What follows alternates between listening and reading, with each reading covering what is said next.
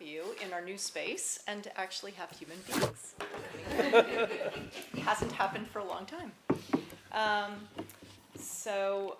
First things first, I'd like to get an approval of the minutes of our last meeting. Does anyone have any changes or? I'll make a motion to approve the minutes as presented. Okay. Second. Anyone? Yes. Just a question about the sinking fund for the roads, for paving of roads. It said that was going to be phased out. I missed last meeting, so. In the minutes? In the minutes, yeah.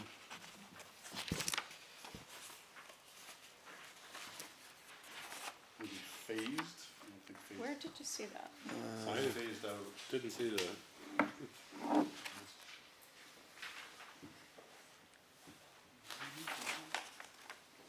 I see under the finance report, sinking fund balance, Yeah. highway paving. I'll follow up later with it. With that question. Okay, all right. And for the so town, for the building of the building, that is being used up now. That amount. Yeah, no, I thought it was, Okay, well, we'll address that question, which Yep. is more of a question rather than No, a yep. challenge to the minutes. nope. So we have a motion on the table. All in favor? Say aye. Aye. Aye. Okay, moving on. I'm going to assume that public comment, we're going to delay till later because I'm assuming most people are here to listen to the housing proposal. So we have Scott here Scott Graves to discuss the conceptual. Brian Pine from And- Wittenberg I'm is sorry? online. Brian Pine from Wittenberg. And so they're going to give a presentation on the conceptual plan out there and the forward-looking steps. So I'll leave that to you, both of you. Can you hear us? Rob, would you like me to take a stab at it? Yeah, go ahead, Brian. Great. Thanks for having us tonight. My name is Brian Pine. I'm the senior consultant with White & Burke Real Estate Advisors. I am based in Burlington, and prior to joining White & Burke this past summer, for about 23 years, I served in various roles in the Community and Economic Development Office for the City of Burlington. I served 4 terms on the City Council as well, so I've been sort of on the municipal side, both as an elected official and as a civil servant and an appointed person. I also want to just note that Paul Simon is with us tonight, and Paul has joined us by Zoom, and Paul is with Bowman, which is part of Scott's team. So, Rob, do you have a preference for how to go through the slides? Do you have those queued up on your end, or do you want me to do them on my end? You can go ahead and control it, Brian. We've got paper copies, and if you want to share, you should be able to bring it up. Sure. Cool. Yeah. We had to pay extra for that. Far into the future. Yeah, is that on my end, or is that a special feature you have in your new building there that you just did? Try again.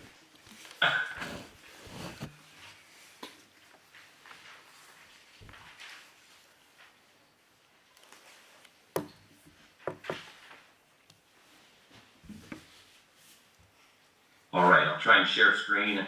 I think I've got a decent idea how to do this, so just bear with me.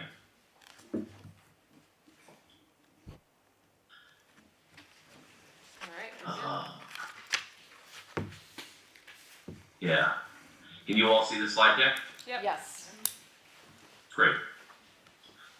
I know the view is probably not ideal, but I think it's sufficient for what we're doing here tonight. So as you members of the public may be aware, but I'll just do a quick update. The White & Burke group has been working with your town manager on this project since sometime in 2024. I don't know exactly when, but Rob can certainly fill that in if that's helpful to have as background. I'll start to go through the slides and take questions perhaps at the end. I'll try and go through it fairly quickly. Looking at the history of what Dorset has been trying to deal with here, really, much like all 252 towns in Vermont, are struggling with the issue of housing. And housing as a, both in terms of taking care of existing residents who are already in our communities, but also creating communities that are welcoming and hospitable for new arrivals and for young families to set down their roots and for seniors to be able to age in their communities.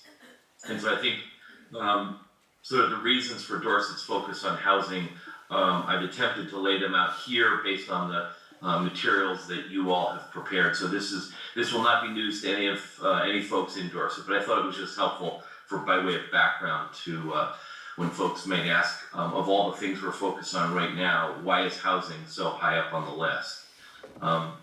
As a town, Dorset has done as much, or probably more than most any town on this issue already.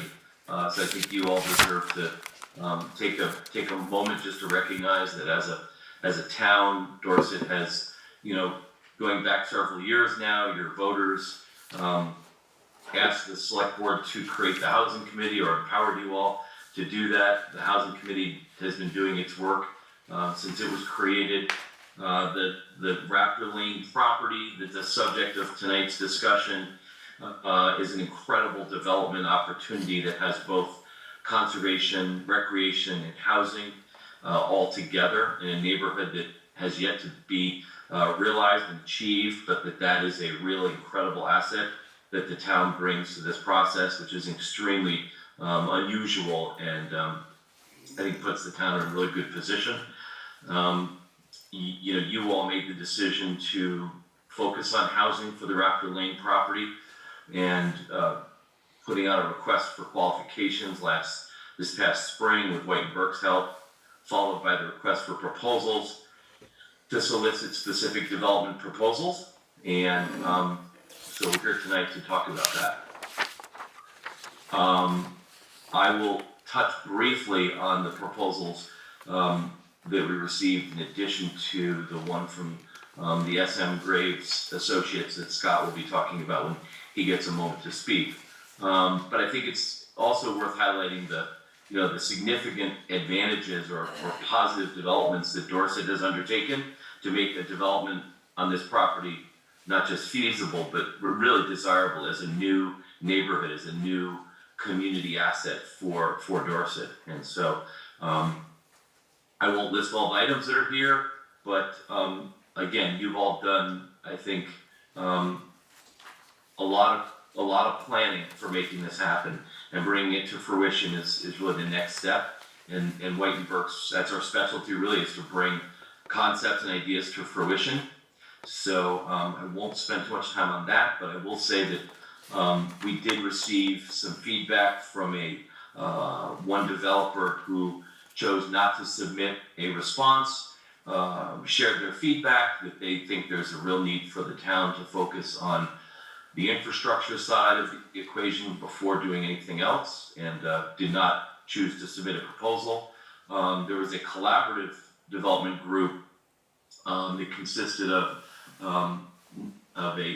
Naylor Breen, of Cornerstone, which used to be several housing organizations. You may remember Shires, and the two housing groups in Rutland County came together and formed the Cornerstone Group, along with Jeffrey Glassberg, and that collaborative expressed a real interest in working, and they are still interested in working on a development here, but didn't submit an actual proposal. And so tonight we're here because SM Graves Associates from Rutland did submit a full proposal that was deemed to be fully responsive to the request for proposals.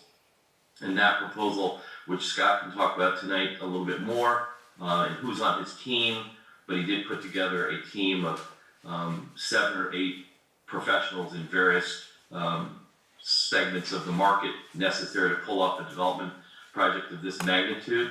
And so our process was that Rob and members of our team at White and Burke vetted the proposal from the SM Graves group, and we basically checked their references and looked into their record of accomplishment elsewhere, and felt that it was appropriate and suitable that group be offered the opportunity to have a negotiation or a continued discussion with the town in the form of what we call a pre-development agreement, which we'll talk about a little bit more.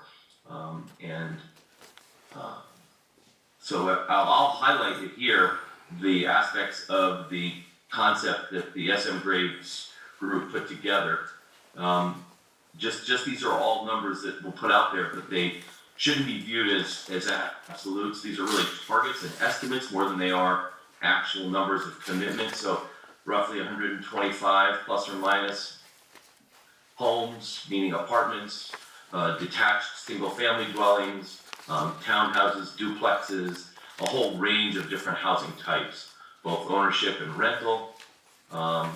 A potential that the group has certainly highlighted, not necessary, but if the town has a desire for some sort of neighborhood-oriented commercial use or uses as part of the project, so that there's something for folks to walk to get some of their basic needs, get milk and eggs and get a newspaper and various other things in more of a neighborhood approach.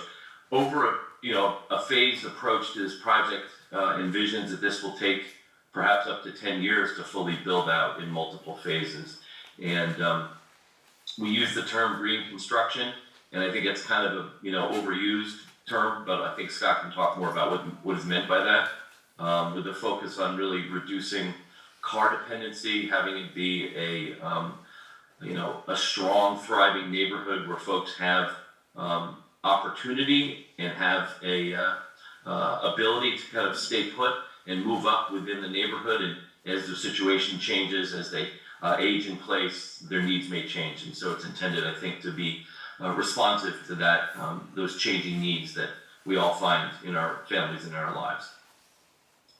I'm going to touch base on the target populations, which Scott maybe will get an opportunity to talk about a little bit, but really in response to the town's focus on serving both seniors and the workforce. And when we say the workforce, we really mean everything from first responders and educators to young families who are just getting started, the increasingly popular remote workforce that we all know is growing.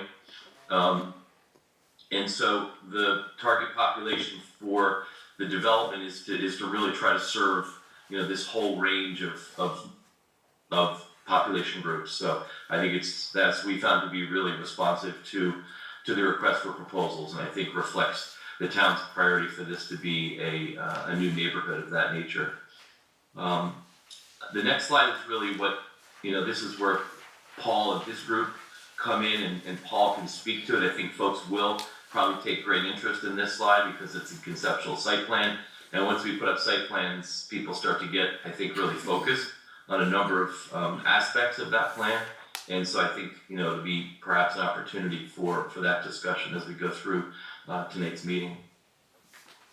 The last slide really is really highlighting what would be in an agreement that we would bring back to the select board to formalize this process. And the next step is really a pre-development agreement, which I've heard described in the past as kind of an agreement to try to reach agreement, really is what it is. It's really saying we're going to work together. We're giving an exclusive option to the SM Graves associates, and the town is going to continue to do its due diligence, and the developer group is going to do its diligence, and we're going to engage in negotiations, in community process, in laying out the sort of legal framework for how a development of this magnitude would go forward to protect the town to the greatest extent possible. And I think that's a really key point in a development of this nature when you have a public-private partnership, is to ensure that you're absolutely mitigating risk to the taxpayers and to the community,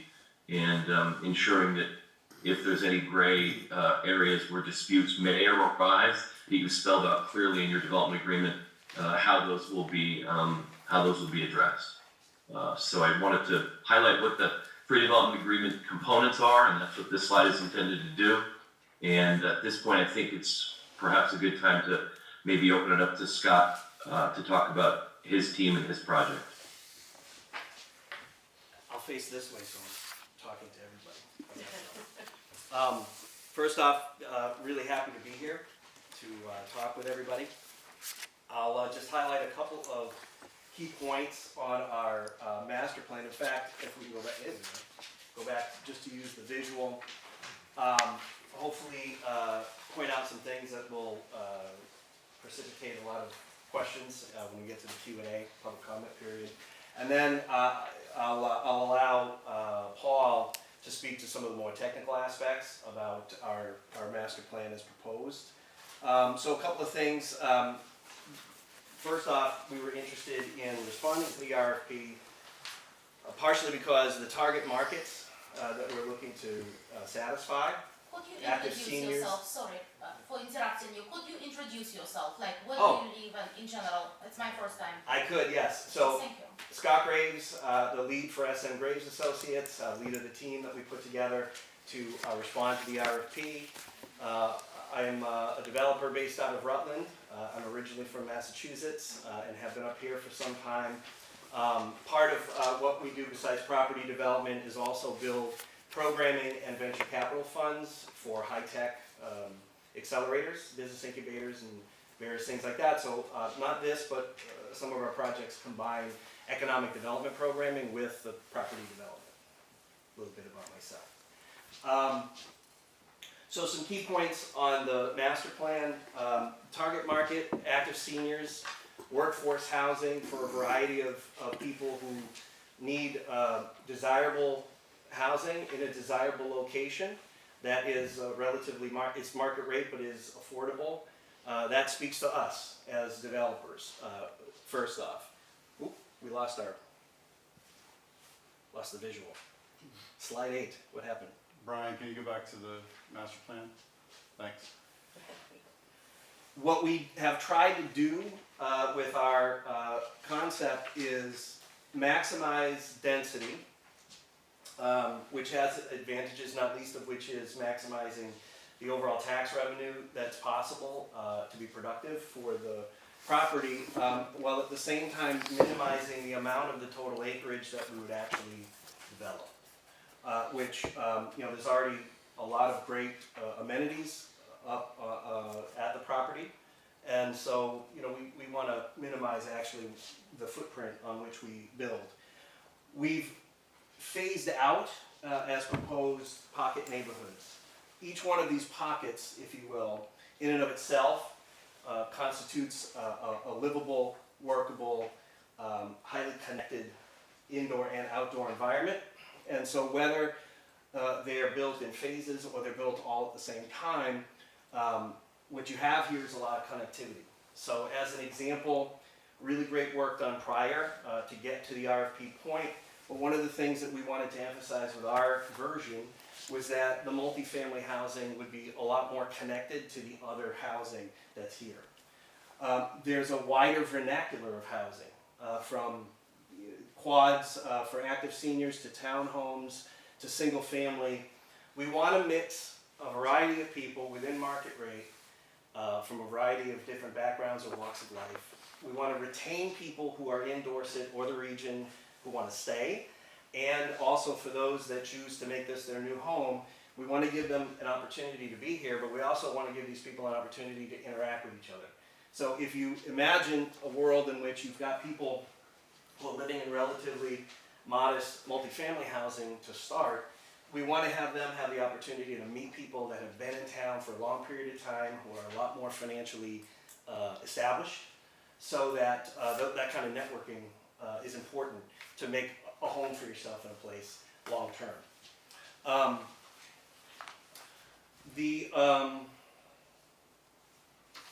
We've connected the existing green space and amenities with a trail system that connects pocket neighborhood to pocket neighborhood and connects to the whole system as a whole.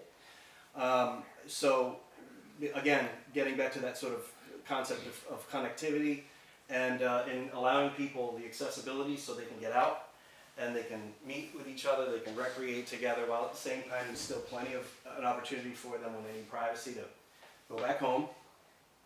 We're also proposing and have a cost center in the budget that we proposed to have some recreation amenities closer to the town offices where we're standing right now. And we saw it as an opportunity for the local population, both the existing citizens of Dorset and perhaps, depending on timing, some of your new neighbors who would be part of the development, to determine exactly what the use or uses for that could be. Just thus making another sort of key point where people who aren't living in the subdivision can come here and vice versa, and people can start to really connect and find each other.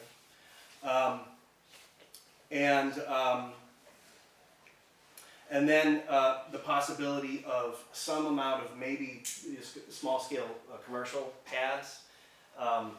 Rob mentioned that as a opportunity for people to find stuff. I mean, it's a fairly isolated location. You have to drive everywhere where we come from.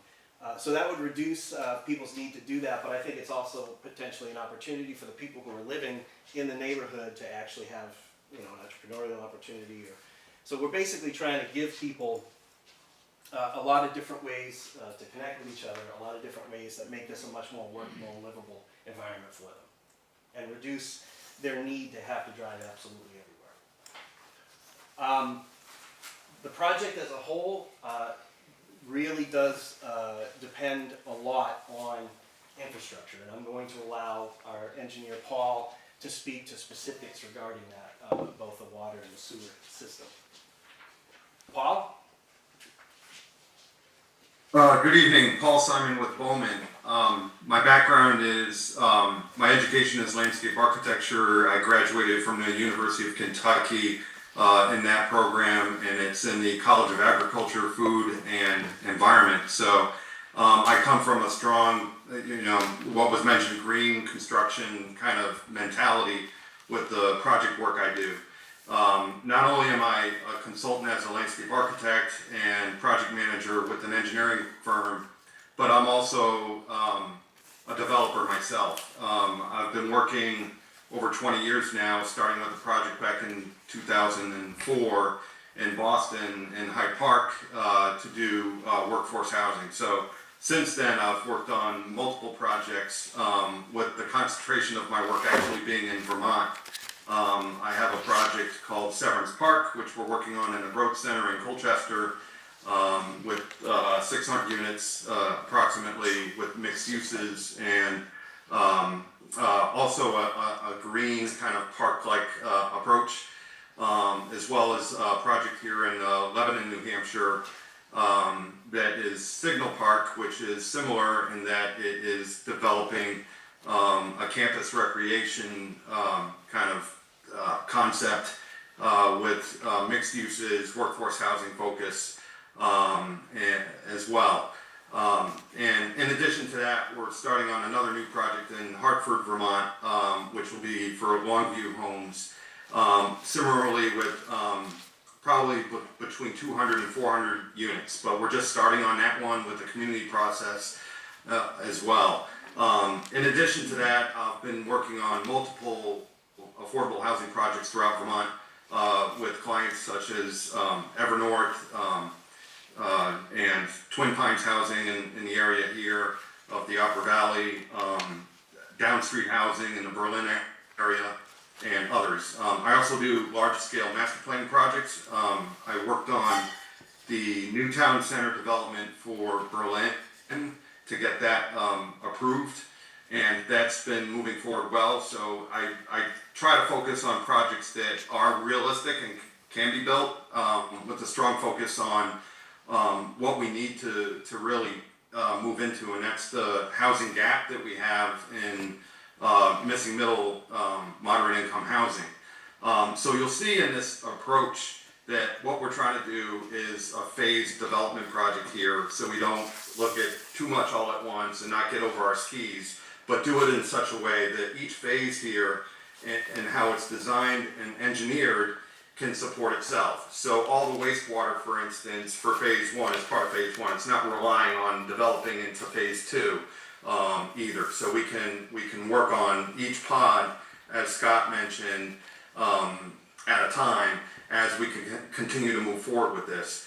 In addition to that, we're focused on right-sized housing in a way, so that we're focused on that senior housing, the first-time home buyers. If you look at the quad units, for instance, and maybe the cover sheet of our proposal can show a perspective of that a little bit, and that these buildings are multi-unit condo type buildings where you have kind of an aesthetic view around the entire structure of the home that's appealing on all four sides, right? So there's this community aspect to it that's engaging, in that there's this front porch kind of style to it, where you have a park atmosphere to it, and a good front door appearance.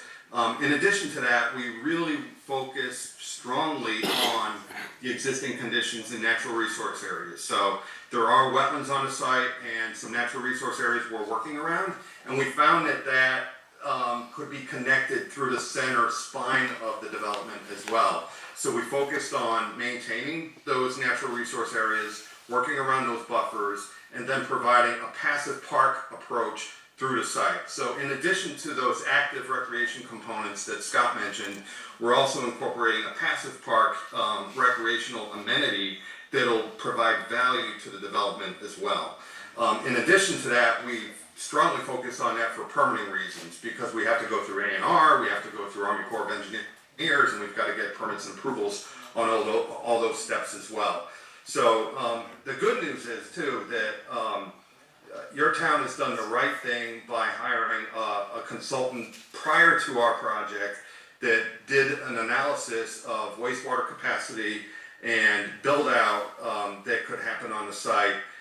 And that information helped to guide us well in terms of meeting those same numbers when it came to wastewater and utilities, and our water utility as well. So so we have that kind of design to it, and the incremental development approach that we're doing here will be a good way to do it. And you'll see that we'll do like the phase one, and then phase two, and then we call phase 2A, and phase 2B, because we'd like to get to the amenities, but we got to be able to afford the amenities. So that's how we've kind of structured how to put it all together here, and do it in such a way that you could have people come in and live at phase one and then develop phase two, and not be too disturbing as those next phases come together.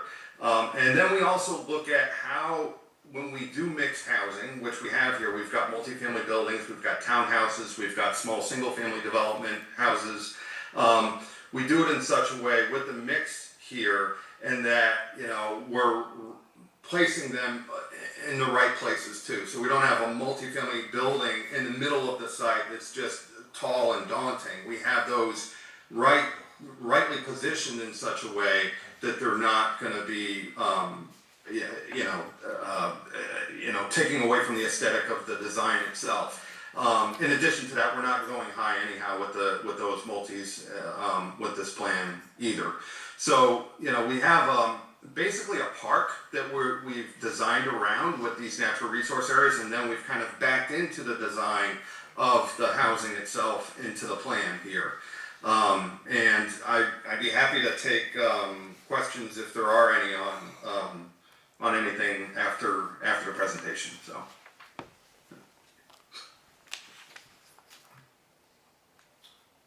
All right, Brian? So, Rob and select board members, as well as members of the public, I think at this point, our presentation is, we've presented the information that we have, and we're certainly open to any discussion, questions, anything we can do to help this process proceed.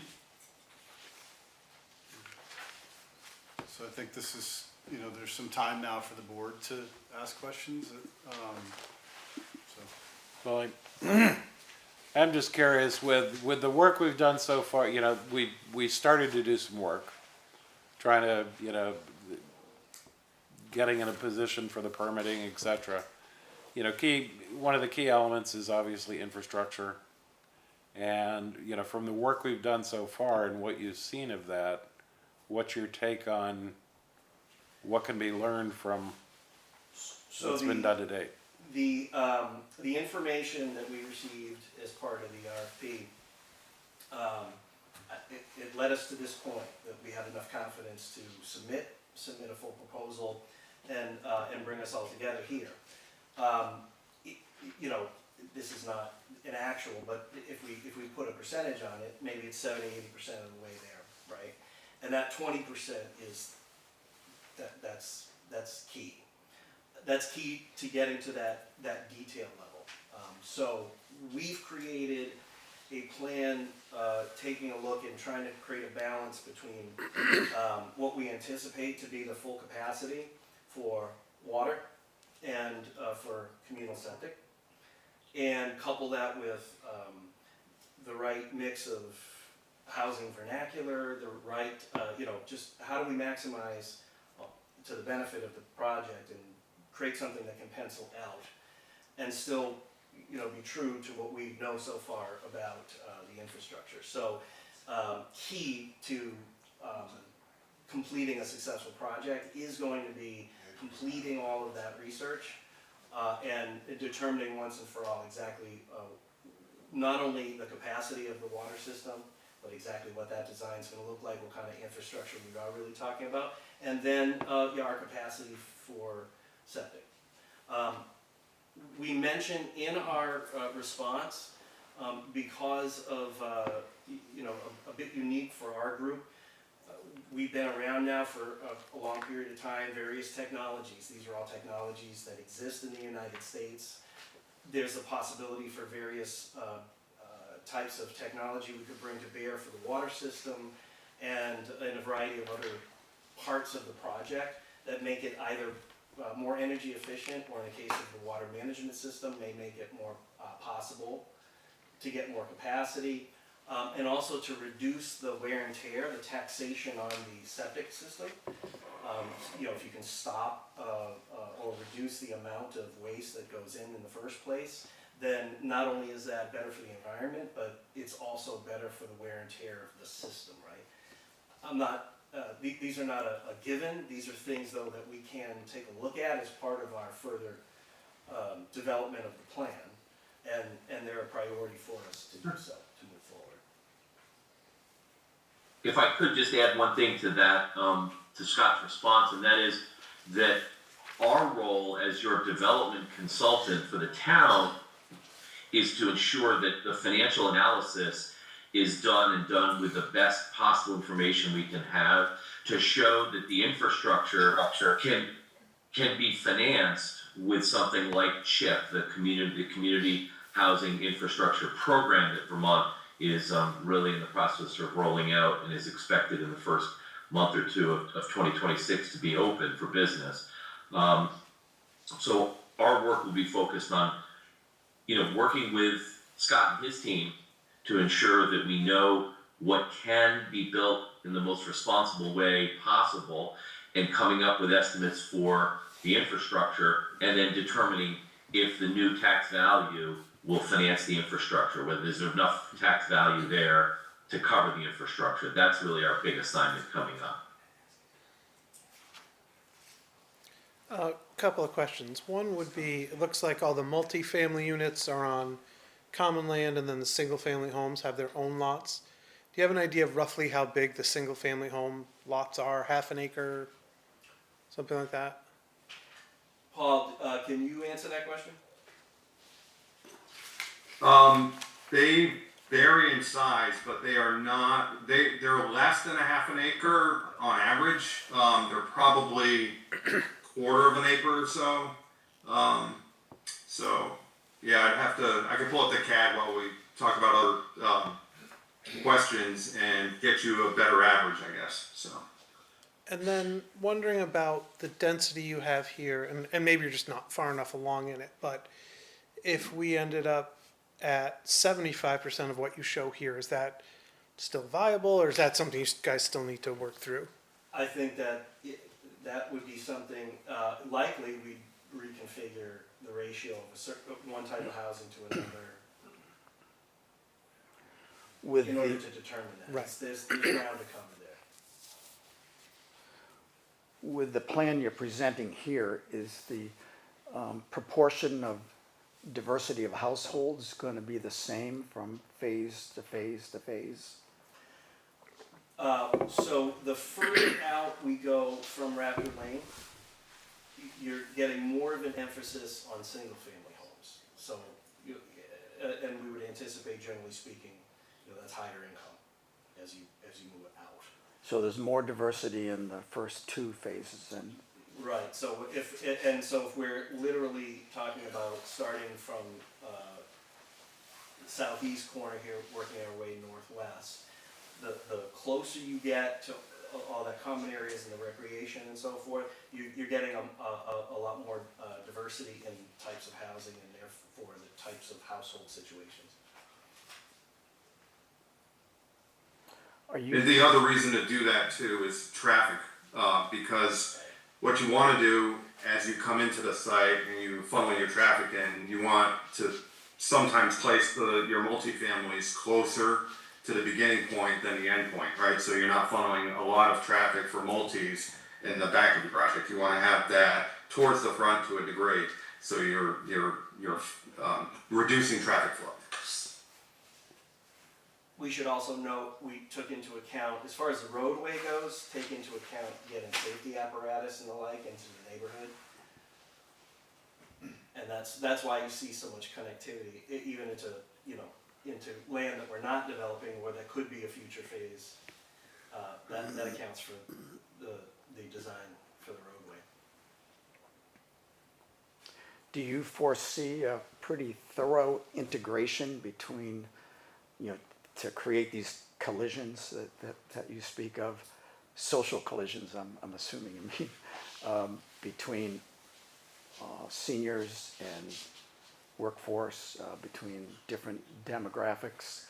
Do you foresee a pretty tight integration or thorough integration of all types? You cannot guarantee a certain amount of collisions. It's a word that people use a lot now, through your physical environment alone.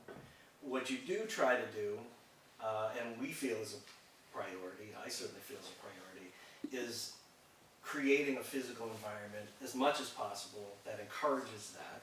And there's a number of ways that you do that. I spoke to several of those a moment ago. You do it potentially through programming.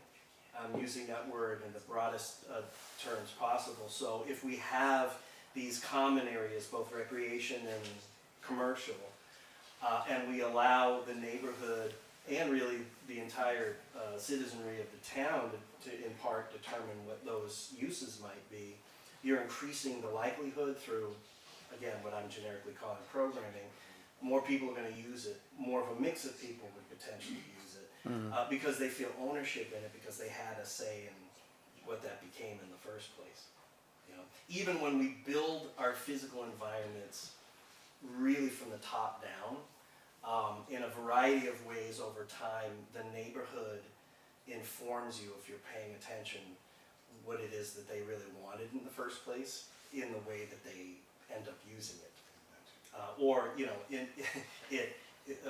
We might not build sidewalks or a trail in a certain way, but people end up walking over the grass anyhow, right? That would be one of the most basic ways you might see that, right? So to get directly to answer your question, you, through a combination of programming and the physical environment, you build in as many different inputs as possible to encourage people to come together. And then you let them... I calculated this size. The sizes are approximately 1/3 of an acre on average. There's some that are as large as half an acre. So there's a little bit of for the single variety. families. There's a little bit of variety there in price point. We went for maximizing units and not maximizing acreage. So how many many acres would we donate to we're- this project? Right now, the board is gonna ask questions, Gotcha. and then hopefully after that, we do have some, housing committee members here to ask some questions, and then we certainly can open up to the public. We just wanna get through the board. Question about the single-family homes. Clearly, we'll have a certain design style for the multifamily units, but will the single-family homes have a range of styles to choose from? I assume someone can't just go decide to put whatever they want. Generally speaking, and we have a number of examples we placed in our response, we're going for, so I spent a considerable amount of time in town, just simply spending time here and doing a close examination of the existing vernacular. And so we went with what we thought would be most desirable for people who live here and also for the existing citizenry, with very, what I would call typical New England style homes. And so, you know, there would be some diversity within that, but it would be within that sort A of, certain range. yeah. You propose 48 rental units, is that right? Yes. And 24 of them are 250 square feet, like a studio, I guess, apartment, which seems to me a little more than a hotel room. That concerns me a little bit. What is your thinking as far as how that works into the escalator or the, yeah? So we considered the different types of people within workforce housing, what we generally define as workforce housing, you know, where are they gonna be coming from to assess, you know, what their needs would be. They could be, you know, young people that are working for the ski industry, they could be working for a manufacturer that's in the region, they could be working retail, probably several jobs in retail. Those smaller sizes, and, you know, a studio would really be, you know, that single person, right?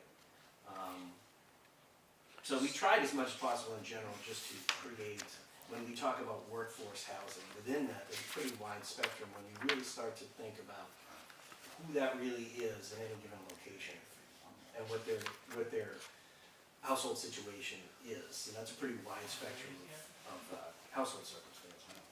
So seasonal workers would be. They may very well be seasonal, yeah. Or they may, you know, that is to say, they stay here year round, but they may drift from different jobs, say every 4 to 6 Yep. months.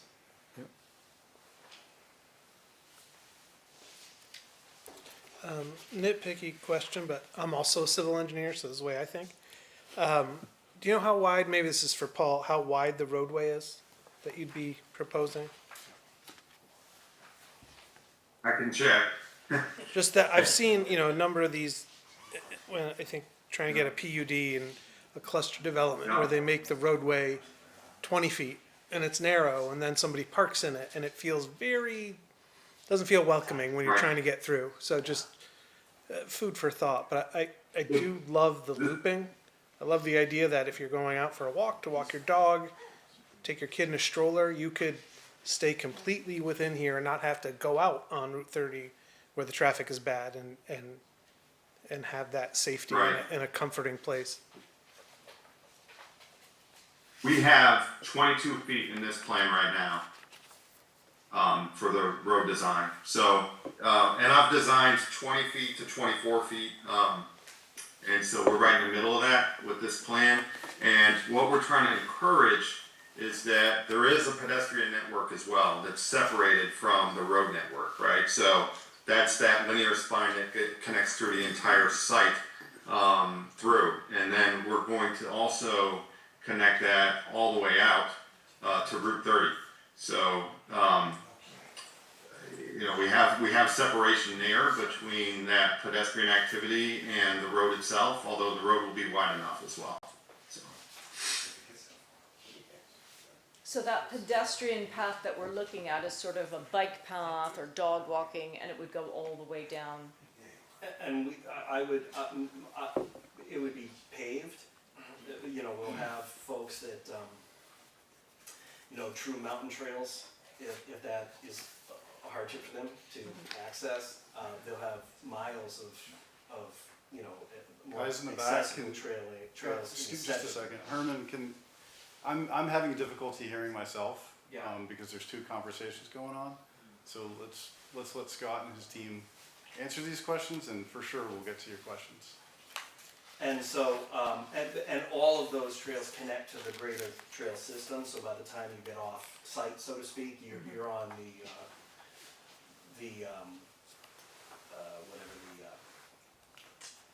they're not rock dust. Some of them are rock dust, I guess, at a certain point, but then they turn into a true mountain trail. So there'll be a little bit of accessibility at different levels for everybody, Yep. that you can imagine can be there. And if it helps, there is a perspective on the cover of the proposal that shows the quad building, some parking, and a separated multi-use path. Yep. So it kind of displays this idea. So.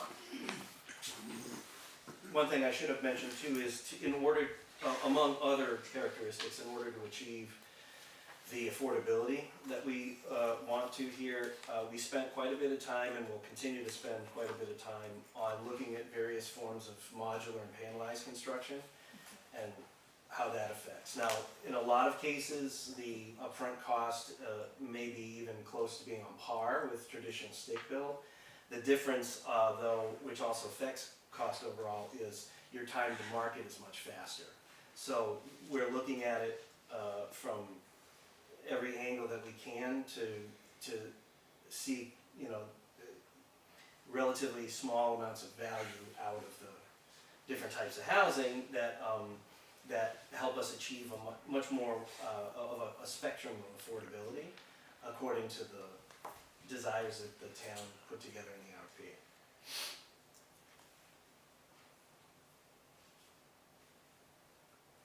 And can you just speak a little bit to, because I'm looking at when you're looking at the housing inventory, what sort of guided you in terms of the number of units? I know we had done a housing needs study some time ago, but could you just talk about how that sort of what drove those decisions? As you mentioned, one characteristic that we looked at was the housing study. Another was then marrying that to the ideal amount of density, or not going over a certain limit given what we know so far about infrastructure, and then thinking about how do we maximize a combination of affordability and what that does to affect the type of housing you're building, right? So if we want more multifamily, we have to take away somewhere else, or vice versa, right? And in getting down to, and looking at economic development numbers for the region also. So thinking about exactly what we think, so we have these target markets for certain types of housing, certain affordability rates, how many people do we think in total we'd be able to attract to the development? And there were a few other things too that went into it, but that's basically where it all comes from. Are you hoping to learn? I should just note, could I add one thing about that? And that is that Rob and I are working on a municipal planning grant. You all are going to be discussing, I think, about this very question about making sure that the market demand, the effective demand, is really going to be there to ensure this is a successful community and a successful neighborhood. So there's more work to be done than the earlier study that was done. That needs to be a little even more drilled down to effective demand at different price points. Another facet that's important to note is our business development personnel on the team is Lily West, and she owns Maple Leaf Realty. So Lily in her own right is a small scale developer and is selling homes and developing homes for clients. And a lot of the real world market analysis came directly from her team, because they're selling in this market and have been for a long time.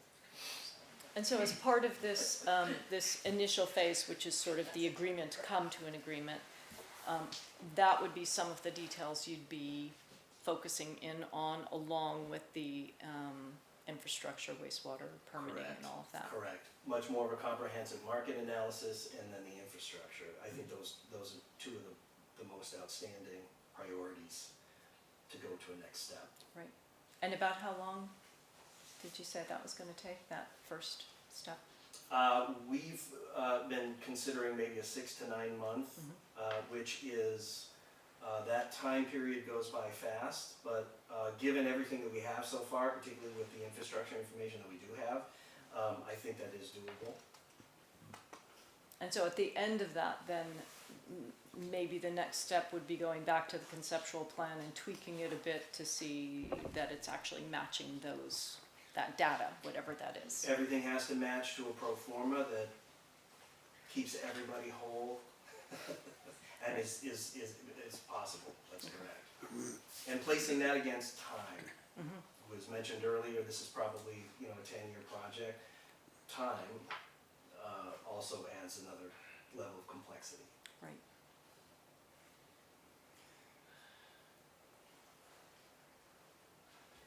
More questions? Any from other the board? questions? No? I think we have some housing committee members here that have participated in the process too. I think we could see if they have questions next too. Anyone here who's from the housing committee, why don't you introduce yourselves so everyone else knows who you are? Yes, I'm David McEnany, I'm on the Housing Task Force. Question on affordability. In your section on it, you describe your targets and how you arrived at those. And I see, I think, described 48 affordable units plus 10 condo units, which it's like a player to be named later. I don't see any affordable housing in phase 1. Am I missing something? No, they're concentrated in phase 2A. So, for those keeping score, these are your multifamilies, at least as we propose them.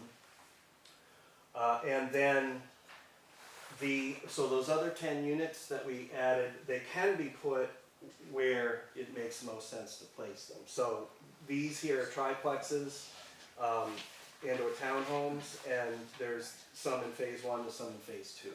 So to answer your question directly, we've got flexibility as to where we can put them. And that's part of the, getting into the weeds of exactly what we want to do to meet the desires of the town. That's up for discussion. Yeah, I guess my question was a little broader than that, because you described your affordability percentage as 40%. But that's almost entirely concentrated on the three-story buildings that you have in phase phase 2 and phase 3. So, in essence, the project doesn't get any affordable housing until beyond 2029. Am I reading this right? Well, it'd be earlier if we're starting with phase 1. And what would the affordables be in phase 1? The additional units, which we predicted up to 10, could happen In here, phase 1? in this earlier phase, as opposed to here. Again, part of where they're placed is where we think they best fit on the land.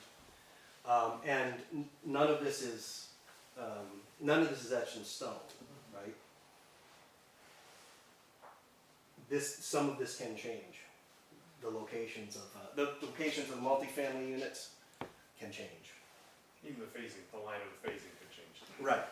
Right. Keep in mind, we're working with a variety of different priorities. There's existing wet area, wetlands. There's existing places where we have to mitigate stormwater, and then of course we have a general sense for where your communal septic can go, and that also affects exactly where we put concentrations of bathrooms. My name's Greg Bossart. I was also on the housing committee. I wanted to just make a few comments. I think I saw some nice moves on here where you put the taller buildings lower on the terrain, which smart. The parking for the multifamily buildings is behind the buildings, so it's not along the street, which I think is really great.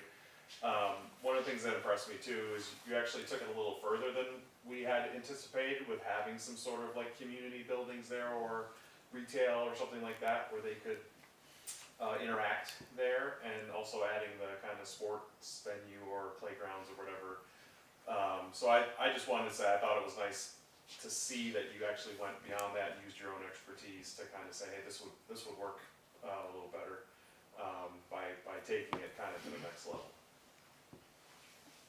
So thank you. We appreciate that. One of the things that we thought about in this project too is just the daily activities of a small family. So if you have two working parents, for instance, and they both have cars, and one has to drop a child off at daycare, having those other activities there on site, like a daycare facility, could actually help support the need to have perhaps one car instead of two. Because you have one parent maybe driving, the child to daycare, another one going to work, and then the other one after dropping off daycare is going to work as well. And so the idea, and we've had this asked of us on other projects that we've done in Vermont as well, to try and reduce car use if we can. There's many people, as Scott mentioned, that are now working from home as well. So we're trying to develop a concept here that has people rely less on their vehicles and more on being able to be in place in a community that has these multiple uses. And also, the variety of housing styles allows you to age in place. So you might start off in a studio unit, you might be able to graduate someday as you get an older family, or as your family grows to the single family, and you love this community, you don't want to leave. And then as you get older, you can age in place and move back to either one of the townhomes or a condo building in the quad building. So it's kind of thinking through a neighborhood here that is desirable with the amenities and the support it have to diversify these accommodations. So one of the things that with this project we'd like to do that we are just within the next year starting with some small scale projects I have just north of here is to offer our renters equity, small points of equity based on good performance. One of the major challenges for people, especially young people, is they don't have the down. In some cases, we have people up in Rutland, they've worked at the same job for more than 10 years. They can more than prove they have the capability to pay a mortgage, because right now they're paying, in some cases, close to $3,000 a month for rent for a 3-bedroom or a single family home. And if they had a mortgage, they'd be paying $1,500 to $1,800 or so, right? So we can't solve all problems, but I do think it's worth, and would love to do here, some experimentation with allowing people, opportunities like that, where, from a municipal standpoint, if we think in terms of wanting to retain people as they grow and as their household changes, that's one of the things that we hopefully can hit upon something successful to help people do that. So. Julie Citron, I also sit on the housing committee. Just to sort of follow up on, actually I have 2 questions, but the first one, sort of what Henry had talked about in the studio and the rental, in this plan, are the only rental components a studio and a 1-bedroom? Because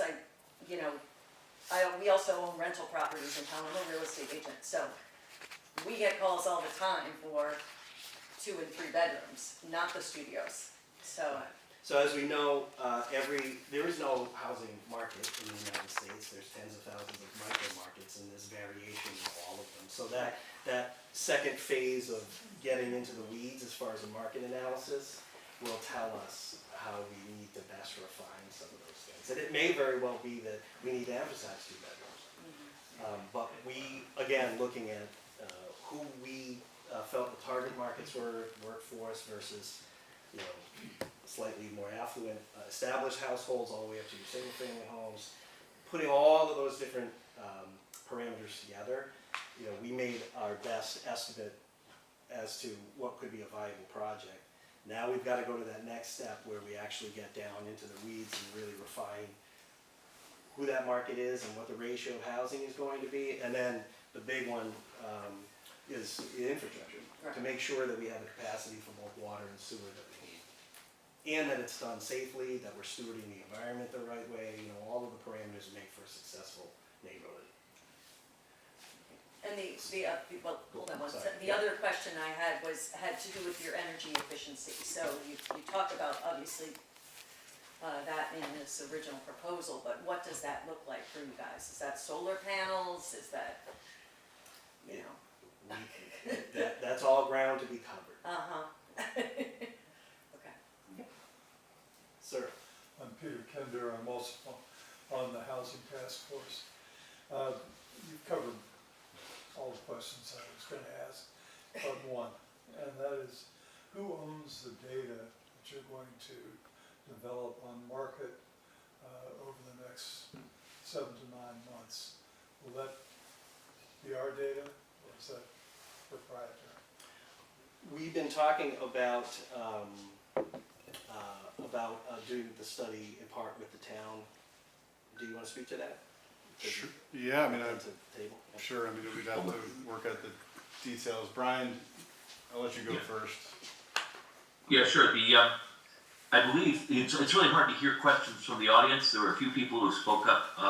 They were using what I call the outside voice in the meeting, which helped a lot for us. Us on this end, we can hardly hear some of the conversation. But I think the question was, would the data gathered for the market study be available generally to the public, or would it be proprietary? Is that the right question? No, the question is, would that data belong to the town? Would the data, Brian, belong to the town? And I mentioned the fact that we were thinking about a collaborative effort to go into that next phase market study. Yeah, I think that the best way to describe this public-private partnerships, the ones that are successful, the ones that are most durable and produce the best results, are open book, where both parties are really open about everything they're doing and what they're gathering. So this would be information that would be gathered and would be available. I think it would be information the town would have full access to. Thank you. We're paying for it. That doesn't. Okay, should we open it up? Yeah, if there's no other, Okay, I think the housing committee, any other questions from you guys? Sir, did you have another question earlier? No? All right, then we'll open it up. Tatiana, you had something? Yeah. So if you can just take 10 minutes of your time. My name is Tatiana Clark. I own a property at 208 Black Rock Lane. What is actually on the left upper corner, I have actually two properties, my house and my land. And what would be, actually, I will be the one who will be listening in the noise for next 10 to 20 years. I also have a realtor's license, and I've been selling real estate in our area from 2013. At this point, I sold 246 properties, and I know very well our market. Prior to that, we lived on Route 30 on Manchester and Dorset border. We built a house and we lived there for 17 years. The house was on the market right prior to COVID in 2019 for $375,000. Mortgage rates were at that point 2.5. It took us 9 months to sell the house, you know, and nobody wanted, what is that workforce who wanted to buy 4-bedroom colonial on 2 acres with big view, 2-car garage and Boston beam barn. For 9 months, we didn't see a single soul who would have bought our house in the border of Manchester and Dorset. So right now, I just spent 6 hours of my work time yesterday and I pulled some stats. So we have 17 active listings right now in Dorset at this point. 20 of them we sold in 2025. From July, our market is going down very, very, very fast. That we couldn't even spin our heads how fast it's going down. So I had a property at 393 Morse Hill Road. It's 1,400 square feet ranch, built in 1985, 1-car garage, right on the road, paved driveway, beautiful yard and everything, right? from July, I only had 4 showings. All that 4 showings were not locals. There were people from out of state, and not one single local came and looked at the property. So our demand is actually going very fast down. And a lot of people are still looking at those numbers from last year, or my neighbor sold for that, or that. But those numbers are not there anymore. So based on these properties that I had, I thought I would sell it like in a week. We had to take it off the market today because the sellers decided to stay for the winter. That property was $459,000. Average properties that you are proposing, it's gonna cost $450,000, the cheapest one. In order to afford this property at 6% rate, you have to have, the mortgage will be $2,400 plus taxes and HOA fees. So we're looking at around $3,500 payment, right? So in order to make this payment, you have to make $130,000 a year to afford that payment. Okay, fine. I'm like, okay, let's just look at our job market.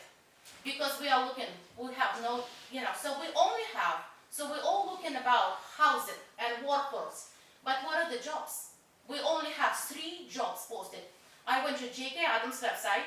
They have one position for $65,000. I went to truck driver in East Dorset. It's opening. And also, there is a line cook full-time position for $27 an hour at Dorset Inn. This is our full-time jobs. And we're talking about 125 units. Proposed development, a town within town.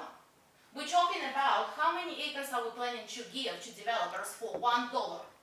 We already invested $160,000 in this project, just decide, how it's gonna look like. But the point is, if we don't have jobs, who's gonna buy these houses?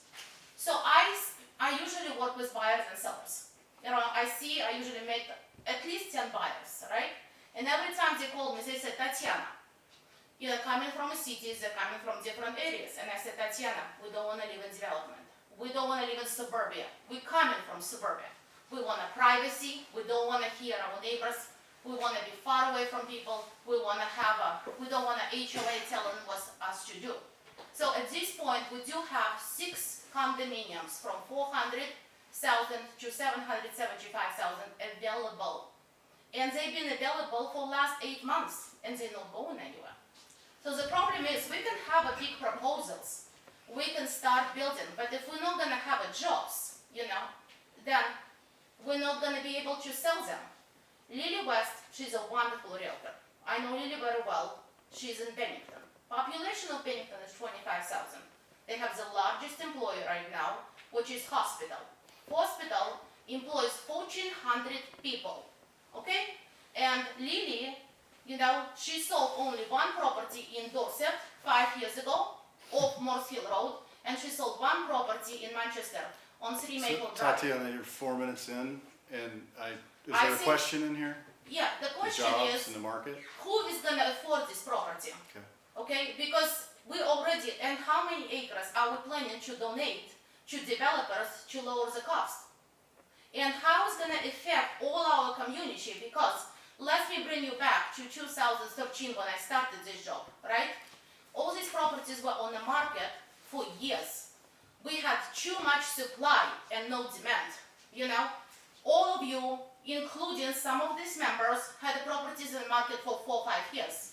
The prices started at $1 million, and a lot of people, after 4 or 5 years being in the market, were selling the properties for half a price, We started at $1,050,000. I know one property sold for $599,000. So also you have to be careful. Do we need so much supply if we don't have jobs? Okay, so the market started. The market is shifting very fast. And then jobs. And the jobs too. Okay. 3 full-time jobs we have available. You think like someone who's going to be waitressing and hiding the wages, they're going to be able to afford a mortgage? How's they going to be able to afford even the rent? Okay, do you have other questions so we can? I have a lot of questions also. Majority of our people who come here, they enjoy trails behind, right?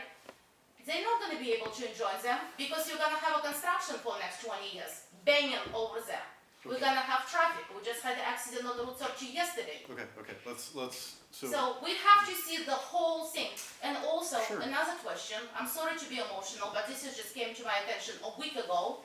You know, we were even not notified as a neighbors, as a joining property, 100 feet from that. the reason you're here is because you were notified. I sent you this A week information ago, to try. a week.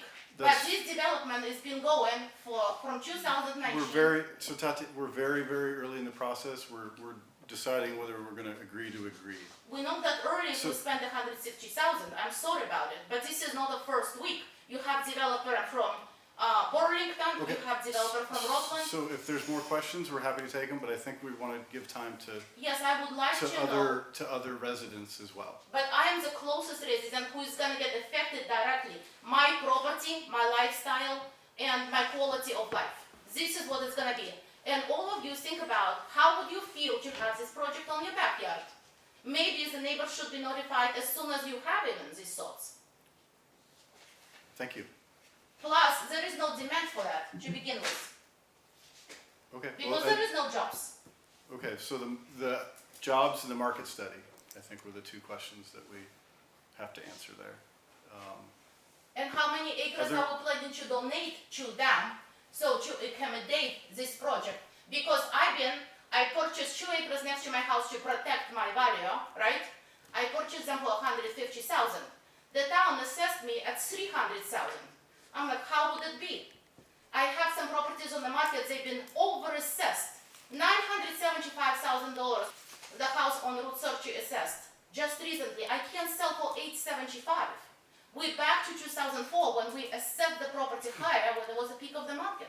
But you But the said market there's is gone. 17 houses for sale right now. 17. 17 for sale, 20 was just sold, 20. So we are actually right there, Okay. you know, and 6 condominiums. And sorry to be emotional, but this is No, it's okay. huge. It's okay. So, I could maybe us. speak to the town's intent moving forward. That the hope here is that obviously we're gonna flesh out this discussion, get input from the board, talk about this pre-development agreement. If and when we get into that due diligence, period, I think the hope at the town's level is that we're gonna hold a series of input sessions where we would get input from employers, neighbors, other community members at large, to answer, you know, the questions that do come up during the process. So, I think before we, you know, really get to an actual formal, like this is an agreement to have an agreement, this first stage of it. And we have to answer all these questions. At the back end of that process, somewhere there's an agreement to move forward and you know, look at putting housing up here because it's, as we talked about earlier in the presentation, every town has got a housing committee. You know, 17 houses on the market is not a lot. You know, to compare the market before COVID and after COVID is, you've got to kind of qualify that if you're going to do that. You know, there's certainly stuff that's selling much more quickly, but the inventory is very low. So, you know, these are all the reasons that we're here. So I think I don't want to, you know, corner the time. So if there's other neighbors or community members that want to ask questions, there's time for that now. And one thing I'll say, and I'm not on the housing committee, but the time period that this has taken, it's not that when the property was first offered to the town, we said, yes, let's build housing units. They came to us, offered us the property. We had a number of community committees talking about how could we best use this. One of them was housing. Over the course of all of this time, with COVID and everything else, there were employers, and I'm sure we all have personal experiences where we're trying to hire someone and we couldn't find any place for them to live. And it was a problem, and it has been a problem. So there are a lot of these things that are happening across the country in terms of what happened after COVID and trying to get people who are moving out of the cities, trying to get housing. So it's been a long process, and we couldn't get to a place to talk about it with the whole town because we didn't have anywhere to start. Like, we had to start somewhere to see what might be possible before we could refine it. And so this is just part of that process. And this was the first time we saw something that actually looked like something, so that we could discuss it. So it's not, this was not like hard and fast, like this is what we're gonna do. This has been an evolution of where is the town, what are our needs, what are our possibilities, and does it work for us? And we're figuring that out, and so I would just like to say that. One thing I'd like to say is that it's not only jobs that are posted, it's also employees. I have, Who live 45 minutes away. I have an 10 hour away. employees and 8 of them live somewhere else. Yeah, And drive 20 to 30 minutes to get here, and or longer. to the point where I have to provide them a vehicle just to make it be, as an amenity for them. So I think that it's not just the open jobs, it's the people that would say, oh, I can move here and I can live here, and the amount of money they would save by living in the town that they work in, I think would be huge. So I think that's a demographic as well. It's not just new people moving here, it's the people that work here that actually being able to live here. Yeah. And we have done a housing needs study, and that's part of all this process. And this next phase is specifically for that. Now we have a conceptual plan. Let's see if it's really, because it's a lot of work to try and figure out all these details. And so and that's where the money has been, because we think it's important for the town and for the employers and for the neighborhood and for the residents. We do understand that immediate neighbors are always going to have a different concern. And we also want to hear from the immediate neighbors, which is why we decided that now's the time we finally got a conceptual plan. Let's share it. But nothing is written in stone, just as Scott said, and all of this is malleable. It's a concept, and so we're working on it. So, just so you know. And just to jump on piggyback on Greg, because I'm glad you brought that up, because I've been hearing the same thing about, there are tons of employees of Manchester and Dorset who live in New York, who live in Cambridge, who live lots of places. And to provide not just you're closer to work, but the value that brings to your life. Take an hour and a half out of your day and bring that back to you, as opposed to a commute. That's huge. So that exists. And also, anecdotal, but I'm on Facebook. There are 4 times a week, I see people who are begging for any kind of rental in this area. Yeah. Just today, there's a teacher at Dorset who said, my landlord's selling the building, I have to have somewhere to go, can you find somewhere to go? So the demand is there. Yeah. It's not sales. That's I understand where you're coming from in your research. But, the demand is there, but also, it's not just us saying the demand's there. That's the next part of the phase. Yeah. And adding on to that. Well, I No, think it's to talk housing. about- They're gonna, Greg's, they're gonna buy the $450,000 ones? Well, Because you need to make 130,000 Pay in them order to afford. Right, but I had a suggestion. So the market study that was referenced earlier is gonna answer a lot of these Yeah. questions in terms of Rentals, like, they're not. well, it's gonna answer the questions in terms of price points for sales, rentals, all that stuff, what the jobs are around and what people make This is- to justify the price points. super initial proposal, right? So to be worked on, and I think the most important thing about what you said is we need to take a look at these and think about having more that are more affordable. To your point, I think your point, more rentals that are affordable. So I think we all hear that in this room, and I think everybody kind of agrees on it, right? So let's hold it for the market study, and we'll go from there. The high end wants to mingle with Yeah, it's okay, but like, for example, this building, 5,000 square feet, cost us 5 million, right? Right now. No. Three Three point, million. 3.0, okay. So Orvis building right now is for sale on 300 acres at 5.8 million, beautiful building in Sunderland, right? And also it's 50,000 to 60,000 square feet. Orvis building could be bought, okay, and converted to different apartments. We also have Willow Pond communities that the eyesore, been sitting for 25 years with potential for apartments, and nobody's doing anything. Developers are selling, they bought and they sell So- right We- now. so we both don't- of those we are- We don't control that. Towns. That's Yeah, not different town towns, property. yeah. No, I understand, We were but able to this is get the this point. property for an amazing deal. We're looking at what the options are. We have this plan, which I understand is near your property. This is per the zoning, I assume. If it's per zoning, it's per the zoning. Is it per zoning or it's an exception? I'm sorry. Is it per zoning, rural residential? I Because don't it's know, commercial, we're talking about commercial project. not the part by your property. It's, Paul, you can back me up, but it's, PUD design, based on the feasibility study that was Right. already done by the town. Correct. Yeah, Rob, can I jump in there just on the zoning issue too? Then that's one of many issues, but we talked about how this was rezoned a few years ago for village mixed use, Craig? and you know, it's Hey, Craig, 2.2 miles away from the actual village, so, you know, that'll come into play when this goes before the Act 250 permit in terms of, is this really zoned properly? Craig, can I get you to state your name, just so for the recording? Yeah, sure, Craig McDonough, and I'm also a budding landowner on Route 30 there.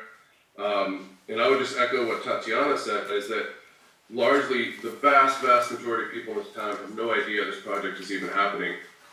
Pretty much to a person that I talk to, get the, what are you talking about? I mean, are you making this up? So again, no one really knows this is happening. This is like the first, you know, discussion we've had about it. But just to peel back the onion a little bit, Raptor Lane, this is a large tract of land, 300 plus acres. It was given to the town for a song, but the reason it was given is because it's a failed development. So the prior owner tried for decades to develop this land. He could never get it off the ground.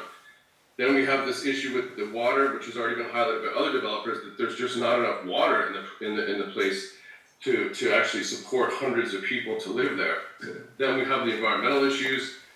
You haven't talked about clear cutting hundreds of acres of forest, which obviously there's many animals that live there, and also that's really what Dorset is known for, is its outdoor space. So Tatiana touched on a point where when the town did the survey, the number one choice for the town for the use of this land was parks, you know, the town parks and recreation, hiking, biking, which is in place there in the back, which is also, you know, already enjoyed by a lot of people. So again, I think you have to dial down on, this is not actually a good piece of land to build on. It's mostly ledge rock, right? So that's very difficult to blast out. The noise that this will generate will be significant for not just the budding landowners, but for people within miles, because you're talking, as you said, about years and years of blasting, as well as the dump truck. I lived through the town hall construction, so that went on for 2 years. Then I just want to mention the cost, right? So the town hall, town of Dorset's already in debt, $4 million for building the town hall that you're sitting there right now. Now we're looking at who is going to pay for the development costs, which are infrastructure already earmarked at $2.25 million, which the town does not have. And then I think you alluded to White and Burke already costing $160,000 up to this point. So then it brings up, you talk about the CHIP grant. Now again, that does kind of lead pretty quickly to this local sales options tax, which again, people need to be educated in town that if that is employed, which is already being used in Manchester, that is for every good and service purchased in the town of Dorset for everybody. That's, you know, going out to dinner, that's buying your gas, that's buying your heating oil.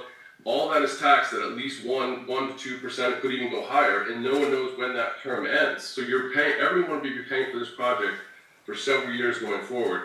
And then, as I said, most of the townspeople I've talked to, as they digest this project, they come away with one sentiment, which is, why are we, the people of Dorset, using our Dorset town funding to pay for people to move to Dorset who aren't even from here? Okay, so let that sink in. That is a significant obstacle to get over as to why are we even doing this. And then, of course, to go speaking to other independent developers, they say that really the demand is not there. And I think Tatiana touched on that. She's very close to the supply and demand in the market. And where are these people going to work? There are not hundreds of jobs. Let's say conservatively you need 300 jobs. Where are they going to work? How is this going to affect the school program? Burton is what, $31,000 per new student is the cost? So where is that going to be made up? What about the fire department? Does that need to become a professional unit? How are they going to service 700 people in and out with one road in, one road out? So there are so many questions once you start to peel back the onion, and I welcome the community discussing this, and I think kind of our job is to really educate the community as to what the town, select board, and Rob are trying to do. So we really have a lot more questions about whether this is even a viable project on this site, and I think if you polled the people, the vast majority would again say, we don't want to have a housing development from now, 2025 until 2039. I mean, think about that. We'd much rather have quiet enjoyment of the property using biking and hiking and enjoying the environment. So I'll leave it there. If there's any response to that, that would be welcome. So Craig, I'm going to try to summarize your question. So the same question about employment, market, ability to absorb the units, questions about... for the people moving there, and then of course the key component, Bob, is funding. Who is going to be paying for this pre-development costs, as well as why does the town think this is a good use of money, 2.25 billion, when we have critical infrastructure needs right for water right in the village, which is actually where the town is, not in the forest off Raptor Lane and a bunch of ledge rock, cutting down 300 acres of trees. It's a long question. Yeah, the town's 6 square miles, but, so I'm just sort of funding, market, and then... Jobs, and then jobs. impact. Okay. Impact on fire department, as well as education costs, as well as, let's not forget, these rivers flow into the Battenkill and the quarry, which is something that the town has become known for, that lower quarry. So how will this affect the water levels? And how will it affect the water levels for the private wells of all the abutting businesses and landowners who are near this? Will this drain our wells? Do we have any kind of clarity on that? No, and there's a formal process that the state of Vermont has for that, all that stuff, so, yeah, okay. Thank you. One more thing, we only have one sheriff in town. J.K. Adams' alarm system was beeping 2 weeks ago, right? Woke us all up at 2 a.m. I have a video also. Beep, beep, beep. I didn't know what to do, right? 2 o'clock in the morning, 3 o'clock in the morning, 4 o'clock in the morning. I thought maybe something happens with the town hall. I call 911. Manchester police is answering. They said, sorry, we're not our jurisdiction. You have a Dorset sheriff. Would you like to have his number? We had to listen that through 12 p.m., 12 hours for dysfunction of alarm system. So we have one sheriff in town, and you're trying to bring up our population in town is 2,000. Majority of them, 1,000 of them, right now in Florida, right? So you're trying to bring another 400 or 500 people with one sheriff in town. So we're gonna have a police department now to support. Like, it doesn't make any sense. I know we need the rentals. I don't disagree with that. I had a proposal on the top of this building of the town hall before we start to build. We could have put 3-4 stories building, and we could have had 20 apartments right here above the town hall. Why don't we do this? Easy, simple, we already have a road, we already have a huge generator. Put 20 apartments just above, Okay. 1,000 square feet each, and rent them out. Great. Here's your problem solved. So in the interest of time, I just want to give anybody else online a chance to speak that hasn't spoken yet, or anybody else in the room, because we're getting to the hour 27.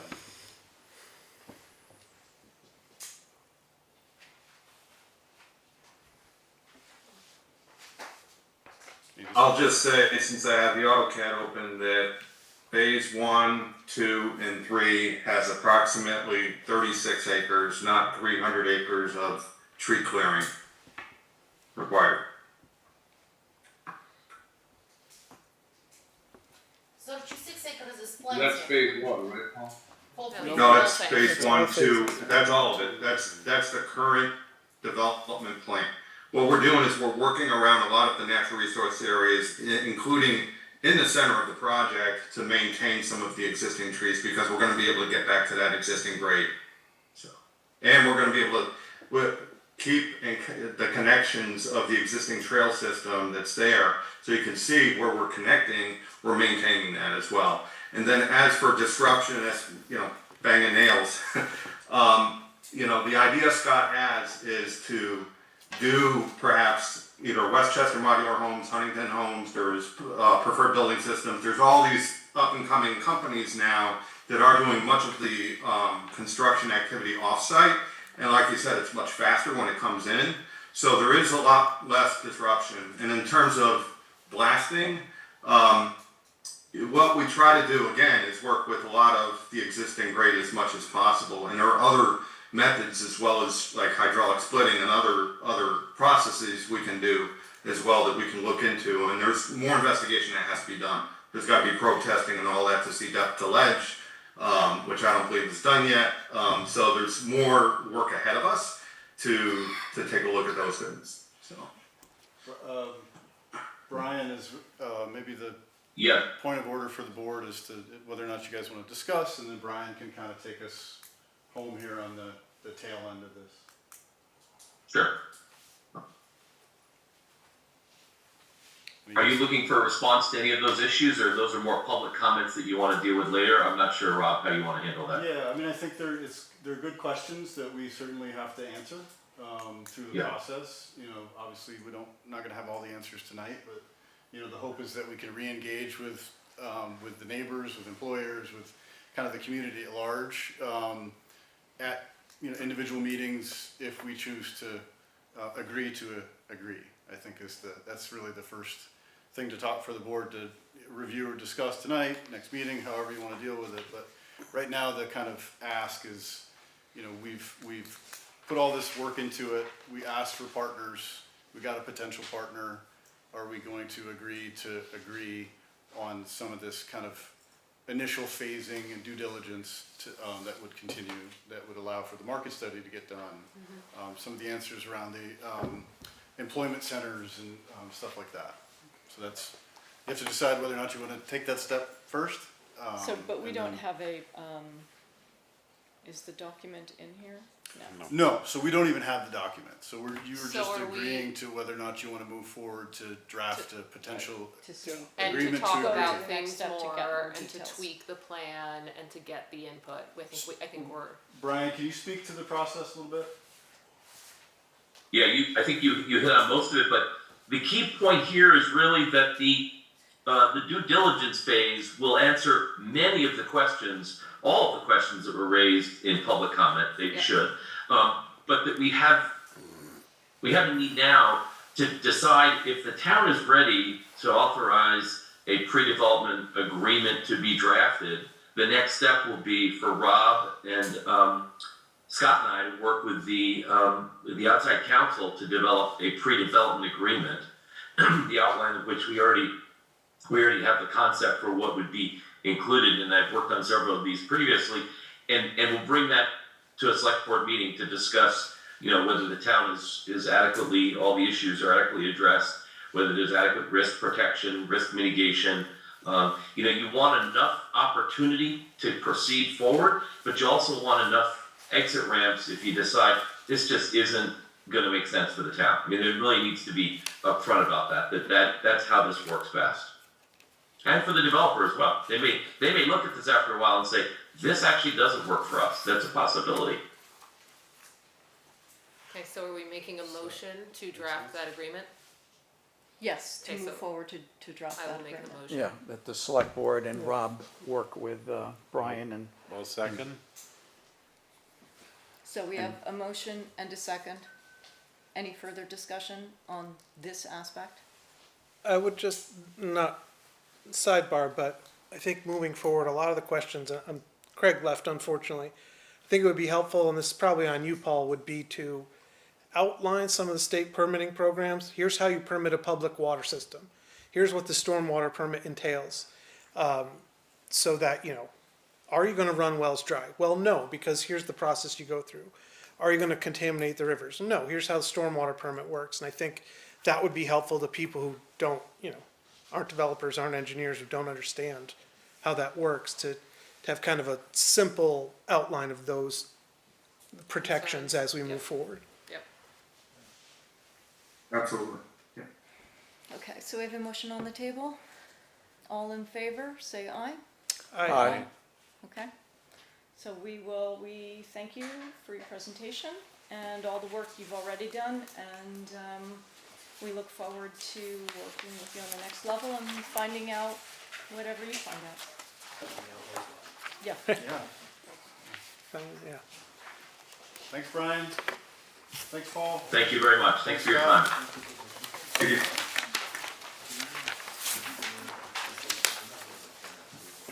Do you want to talk to Scott? Do you want to talk to Scott maybe about your? No, they want to complain. That was disturbing you. Okay, I was trying to be quiet. No, it's just because we saw the Netflix first time, so we're just like seeing what. I'm happy to. When you, quick question, you see, phase 4 and 5, they are very far away, I get that. Yeah, that. Didn't even think about it. How are you, Julie? Good. We have more meetings. Unfortunately. Yeah. Let's roll with it. Yeah, I have to go back to work when I get home. I know. All right, we'll move along very quickly in just a second. No. Take off unless you need I us. think you were here when it counts. Yeah. That's good. And we're all, I didn't want to bring it up, is the school. This increase in population, like. Save the school. Yes, there's the school thing. tax. We can only hope. Everybody has valid grounds. Anyway, Anyways, okay. But it's fine. I'll let you guys get on with it. Guys, we're actually still in our meeting. You get people that have concerns. So we have other stuff to talk about. So Don't be a stranger at all. It's the law. Yes. Everything. Thanks, guys. Possibly ever. And suddenly all the bodies. Yay, housing committee. Yay. Good job, guys. Yes, we know what everybody wants. Yeah. And Scott, thank you. That was Most welcome. very good. Yes, appreciate it. Look forward to more contact with all of you. Thanks, Scott. Don't, Have a good night. don't be a stranger. Take care. Okay. Moving along. Approving the town office pay requisition. Do I have a motion? So moved. Second. All in favor, say aye. Aye. Done. NEMC consulting contract. That's what we're just doing, right? I make a motion What is to that? approve the So contract. we're gonna, That's for What is that? the 2026 services, right? NEMC is the appraiser. Oh, of The course, contract sorry. appraiser that's gonna help us basically bookend the grand list at the end of the year. So this next year, as we get into the final adjustments for the, what'll be the 27 grand list, we're gonna contract with NEMC to help us with that process. Okay. We're using the same people? Yes. Yeah, Ryan even signed the thing too. What's that? Ryan's name's at the end. Is it there? Yes. Yeah, Silvestri. So I would make a motion to approve Right here? the contract to Oh, hire an MC for 2026. okay. I'll second. All in favor, say aye. Aye. Aye. Sorry, Henry seconded? Yeah. Okay, thank you. All right. Planning grant. Resolution. Yep, so we have, in part of the RFQ process, we have represented that the town will aid with some of the pre-development costs. One of the thoughts here was that we talked about it, obviously it's gonna be vitally important, but the market study, and the municipal planning grant program is a good potential vehicle for the town to cover some of that cost. So the planning grant would be, the application will be drafted, it's due in early November, and it would help fund that market study. Okay. So we need A motion to approve that and then we sign it. Okay. a motion to approve applying, and then there's a Applying signature. for the municipal planning grant. Okay. Do we I'll have make- that motion? I'll make a motion to do all that. Okay. A second? Second. All in favor, say aye. Quick question, just what No are the numbers, as far as To expected 100,000? cost, and this is 100, So, we expect it no, to cost so- 250? Sorry, maybe did I put the wrong, so this program will fund up to 30,000. 30,000. And we would have to match up to 5,000. So the grant will cover 30, you'd have to match 5. And I lost my train of thought. The ballpark estimate of. Oh, so yes, the ballpark estimate for the study is gonna be less than that, I believe. Is less than that? The example that we had from, the firm's called Community Scale, that potentially would do Okay. the study, and I'm gonna bookmark it somewhere in the maybe 15 to 20 range. Oh, wow. Is Great. what it may actually cost. Okay. So we'd be covering all the cost of that. Potentially, yes, Okay. yeah. So Which certainly then we ought to own the data. Yes, yeah, I mean, I would assume, if we're successful in the grant, Jim, then yes, it's one of the sticking points in the pre-development agreement, it would be that the town owns the data. Thank you. Okay, so I'm not sure if we voted on We that. did. Nope, I no, know we we had a didn't. second. All in favor, say aye. Aye. Aye. And then there's a signature page coming around.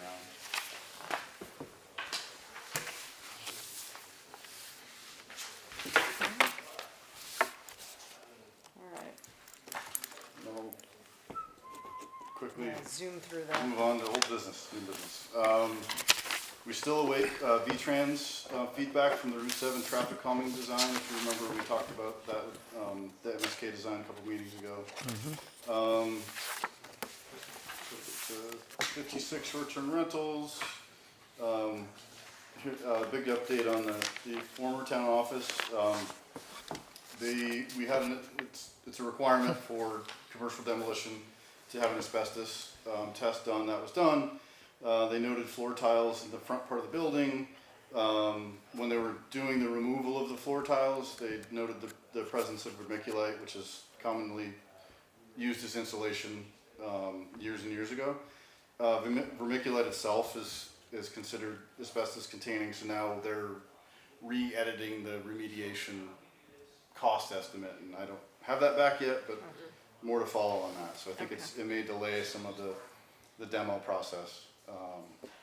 And then at the last meeting we talked about the speed study, and then new business. You recall a couple meetings ago,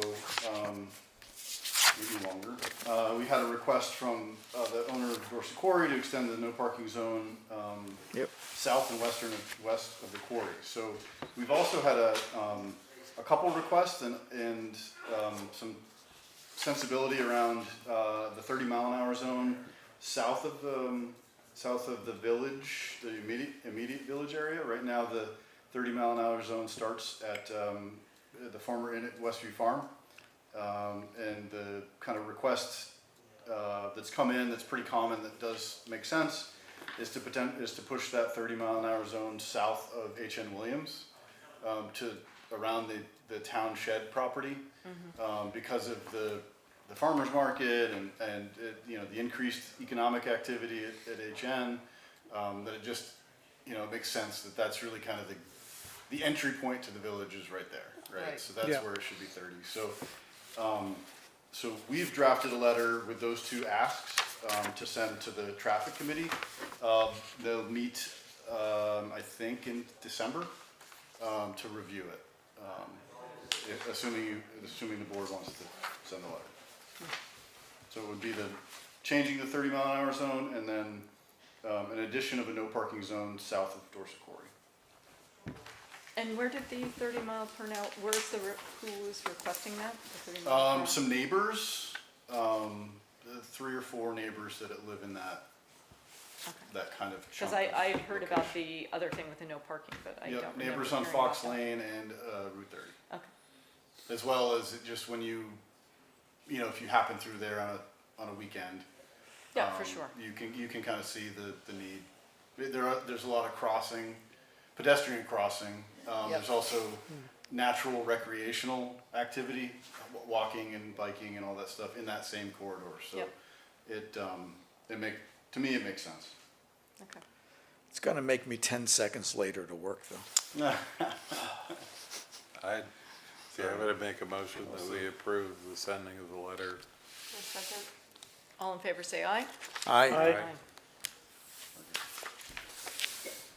Other thing is to reappoint me as deputy health officer, as my term has expired, or is expiring this month. So moved. Second. Gotcha.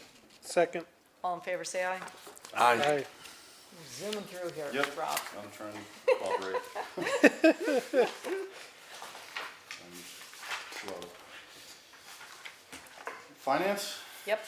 Okay, delinquent taxes, we're kind of at the benchmark. Excuse me, hi, it's Gay Squire here, I'm sorry. Hi, Gay. Hey, Gay. Can you hear me? Yeah. Oh, yeah. Oh, yes. Yes, we can hear you, Gay. You can't see me, but I'm here. What is the protest ordinance? Was that about the speed? Oh, that was on an early agenda, but it's not gonna be talked about tonight, I don't believe. I didn't see that. Yeah, Anyway. me neither. It's not ringing a bell. Yeah. It's on your, well, it's on the agenda. Yeah, and I think, Right? and it got stripped off of it. Protest ordinance? It was No, relative no. to the protesting on the green. But there's really not much to talk about. There is no ordinance planned nor discussion about it, Gay. I think that was just a mistake having that in there. I'm not sure where you saw that, because I didn't see that. It was an early agenda, so it may. Well, it's the agenda that I got today. Oh, the draft?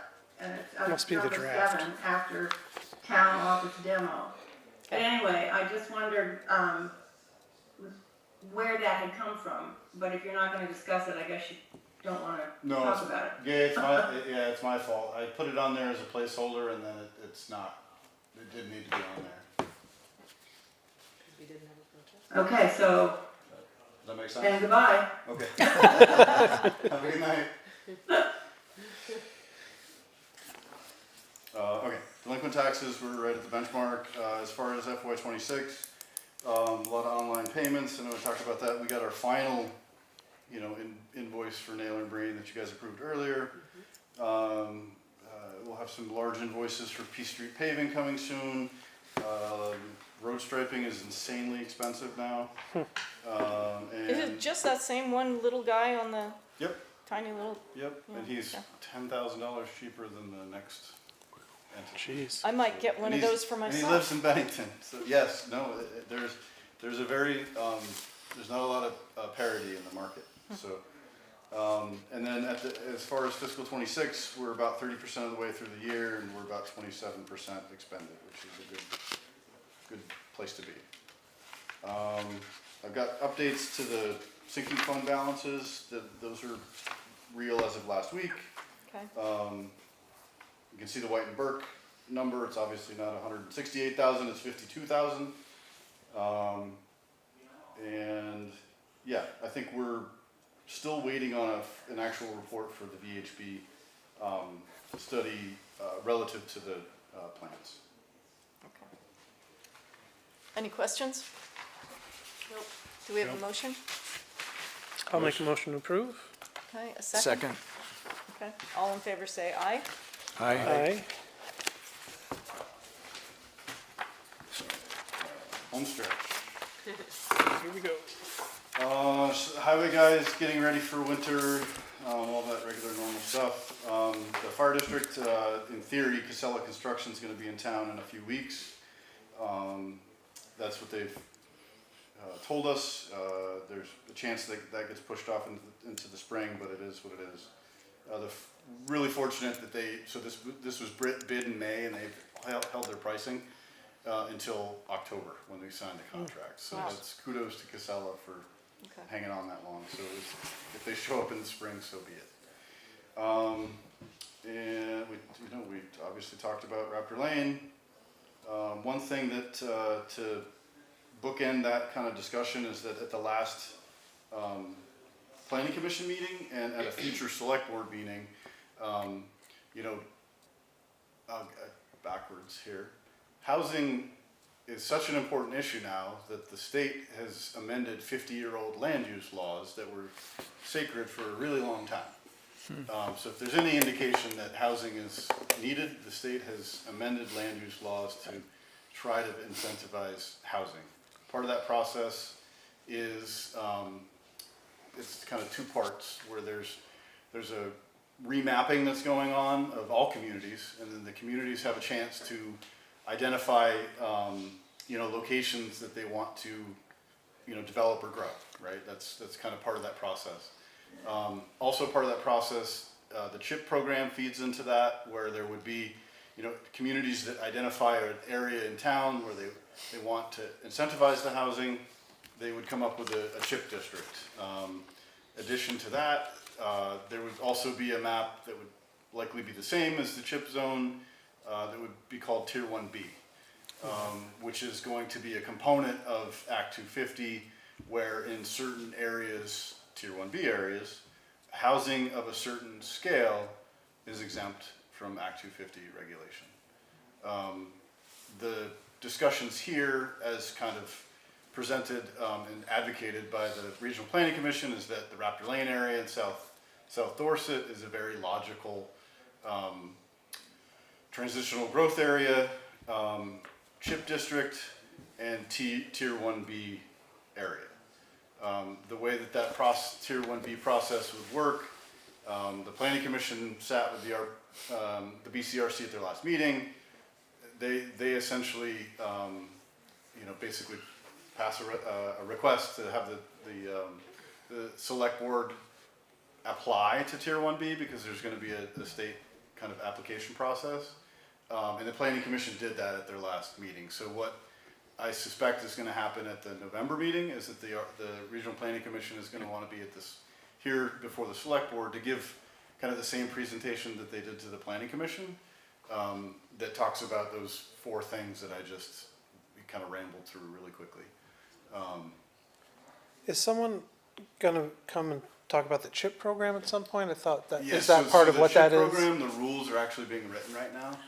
So, again, the state is changing really old land use and then trying to create a funding mechanism for housing units to get built. That's how important they think it is. So we're not just operating in a vacuum here.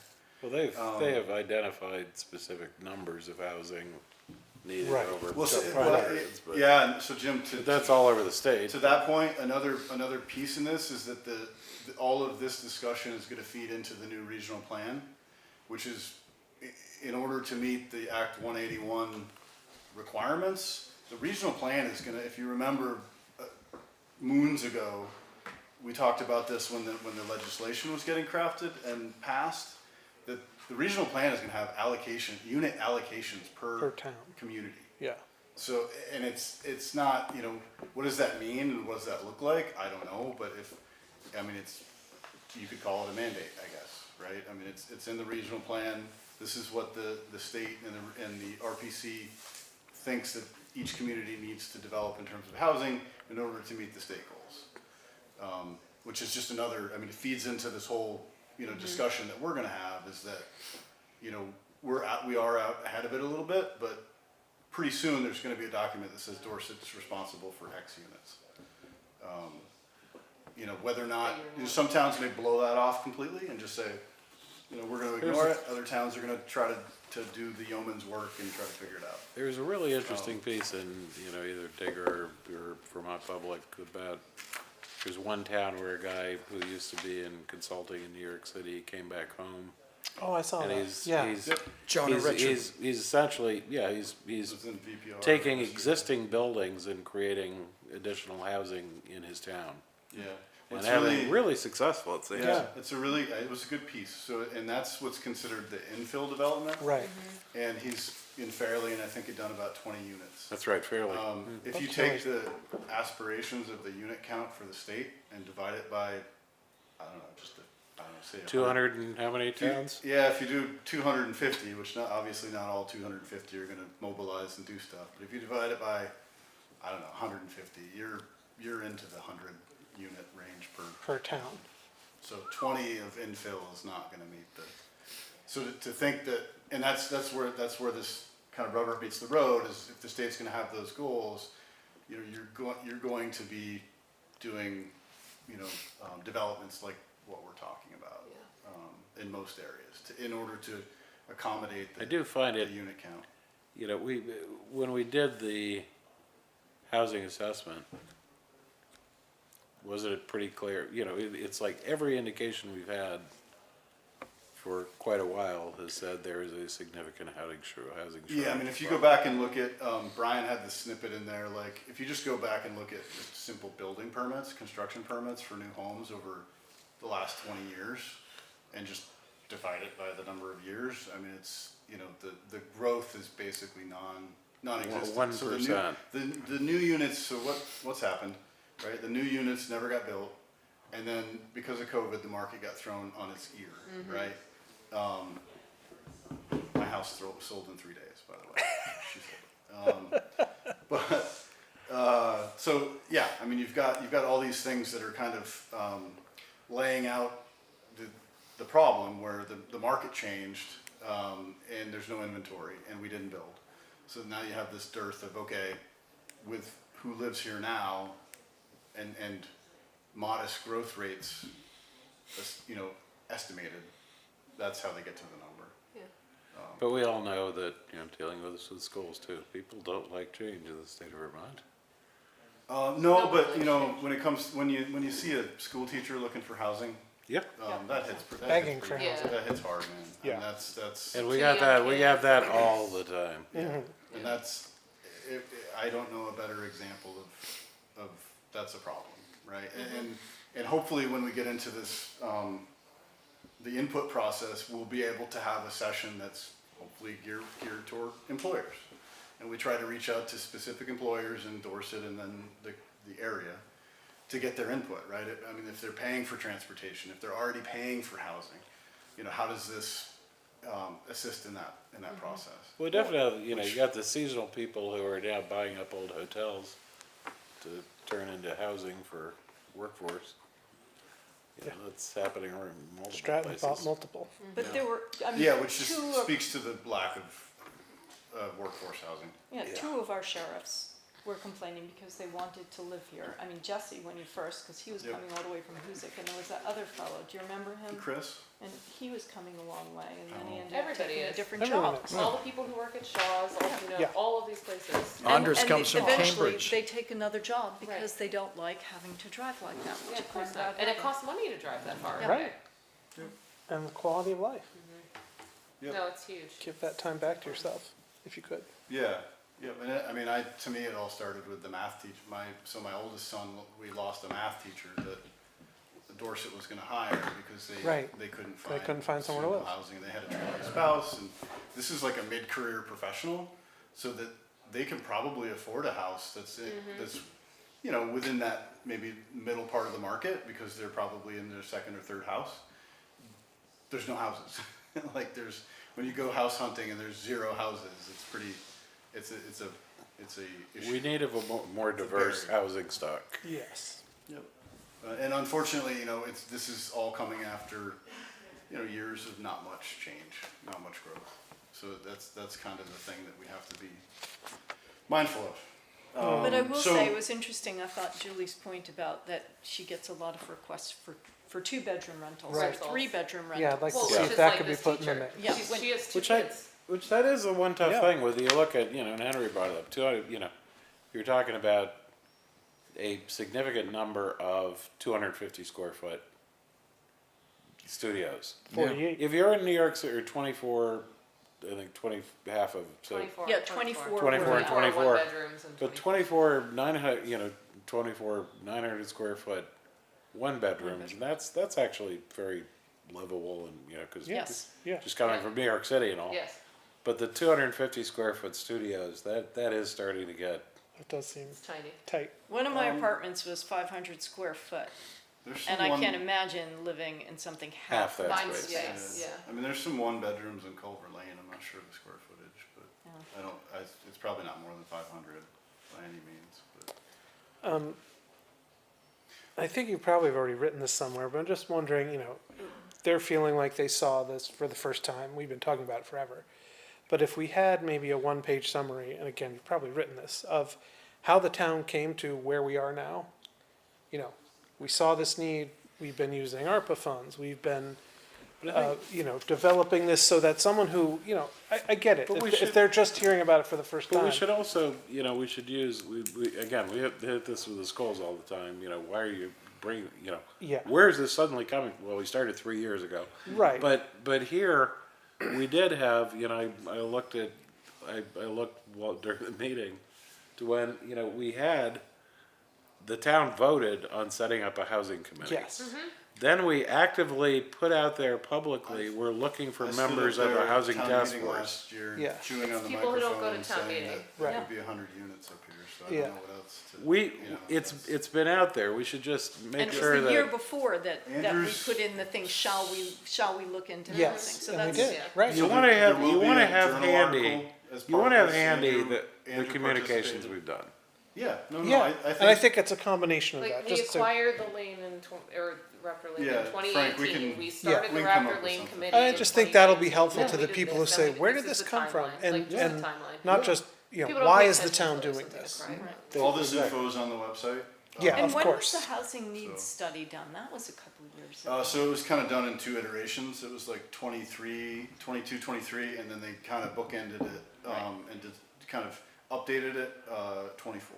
So that- We've been that's- talking about housing very seriously most recent. since I got on the select board. document. Yeah. Well, yeah. before I that's- was. That was a few years back. I'll come up with something. And it's certainly been, Thanks, Rob. not that anyone watches or comes to our meetings, but it's certainly been on the agenda every month. Right. It's public. It's Yeah, public. it's definitely public. The only thing that hasn't been is what does it look like, how many units, but And we that's- didn't Literally get hot off there. the press. Right. Because we didn't know. If I we mean, said, But oh, that's just seen also, you don't get anybody paying any Until attention you Until you get that. until you do that. Yeah. right, because we could say, oh, we're gonna do a development, like you said, 100 units, until you see what it looks like. Yeah.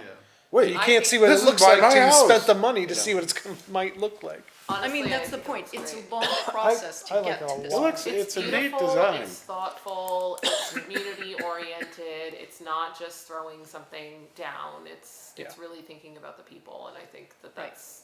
it And I speaks do to like But I the do, way- but I'm kind of interested in what people think, because I think, you know, people around here aren't used to multifamily, you know, No, they're not. Definitely not used to Right, and that. that's, They don't have But to I think look we at actually need some of that. that's a big thing to But to some overcome. extent, in a community like this, I think it makes some sense from the diversity standpoint to have some single-family homes, but Yeah, If But you it's- want affordable units, you need single you family. got, you gotta do those there? You have to- you Okay. gotta have multifamily To factored offset. in. So the Right. 2 You and have to- 3 bedroom small houses. So, is- so is if you neat. want, so Okay. here's in my mind, like, it would be great, affordable single family, right? Modest single family, couple thousand square feet, costs $650, $700 to build it. Yeah. If you wanna sell it for $350, somebody's gotta come up with 300 Right. to offset that. And you can only, you might be able to do a couple of those, maybe there's a community aspect of this where you could raise money and try to augment some of this,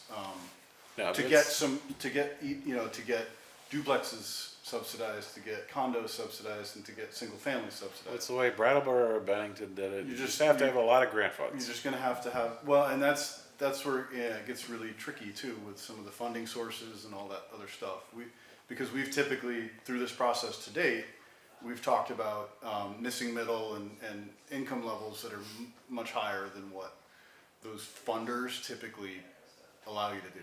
So that's kind of that's where the rental piece, you get a lot more bang for the buck out of it. And I think, to the point of Brian, this is gonna work best if we all understand how this all works. And it's all gonna be on paper, and they're gonna explain it, we're gonna see it, everybody else can see it.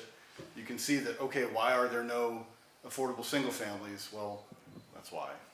Just, I'm Because there's a thinking it's of $300,000 the old, gap in between New York City, there are lots of couples who live in studio apartments, but they're bigger than, you know, they're probably 400, Yeah, 500. 400, yeah.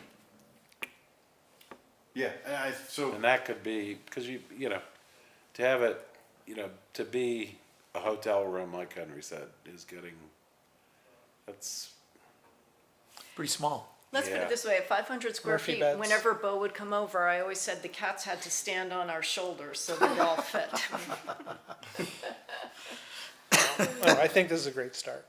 Yep, and that's the type of stuff that, in that pre-development agreement, and obviously the big agreement, after the pre-development agreement, you know, if the board feels strongly about it, you can look to include, anything and everything that's feasible. I think that's you're gonna, at some point, you're gonna say, we want this, and this, and they're gonna go, well, that doesn't work. Right. no. Right. It We doesn't- can't it get doesn't there. Pencil out. As happened with, we had the meeting at Courier last night about closing the school, it'll, you know, as soon as you have that, anything out there, then people are gonna want every single question answered Correct, yeah. now. Or else you guys are a bunch of bums. Right.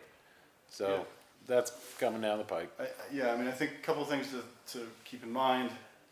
One, not everybody's gonna be happy. Two, hopefully we can go through a process where they feel heard and heard and heard and heard again. Which is why we sent this information out to all the neighbors before this meeting, so that we didn't sit in here with nobody in the room. Right.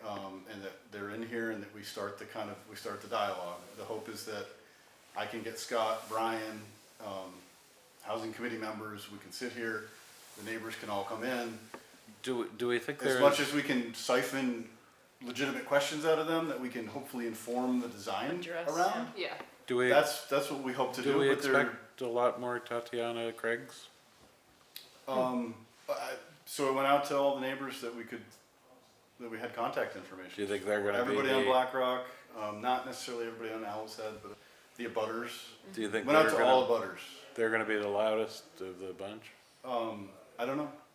You know, We'll work with them and yeah, try and to it figure just out. depends, like their property is closer to the edge, so Right.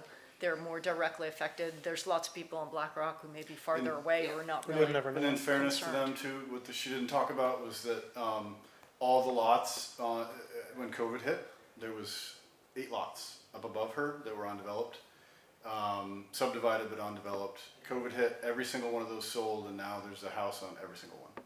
So you had a very quick, what would be probably 10 years of development happened in In a 3 or few. 4. It's like and the that- Ken's Camp Road lots, Yep. yeah. And so all of that activity was going through their part of the road, which again, we're all adults here, we all own property, and Right. it's our jobs to understand what we own when we buy it. Yep. And that's, I don't know what else to say other than there's undeveloped land. This. You only bought your own property. You this- didn't buy everything around you. Yeah, I mean, this. Nobody understands. And we are still being recorded, so I should have started some of the discussion with like the town still, at some level, we'll do maybe a press release, but a thank you to John Shalom and Jeremy Dworkin for selling this to the town for $100,000. If it wasn't for that, They got a pretty good deal out of it, I think. they too. was there was the component of the some tax nice write-off for sure, but we wouldn't be talking about this at this scale without Yep. that whole. Absolutely. And the previous pattern of development in the subdivision was, lots from 10 to 30 acres in size. Buy-in price of a lot was, $600,000 to $700,000. And this was, Yeah, they could have. this came to market back didn't when the have to go banks through the all deal, died right? in 2009. So that's kind of the color there. That's why it failed. BlackRock speaks to if you had enough, they had lots for $50,000 to $100,000. There was 8 of them. They all sold in a year. So that, if that was the case here, it's likely that this would have been sold Yeah, timing is everything. during COVID. So to kind of bookend the whole discussion, so at the next meeting, the BCRC will be here with a presentation about CHIP, Tier 1B, the future land use map, which is the basically statewide zoning, and that's what. And there's different colors on that map, and depending on the color, that'll result in different things. So luckily for us, it's paired well with our existing zoning map, so there's not a lot of differences. There are going to be communities that don't even understand it and have state level zoning basically, especially the rural areas that are considered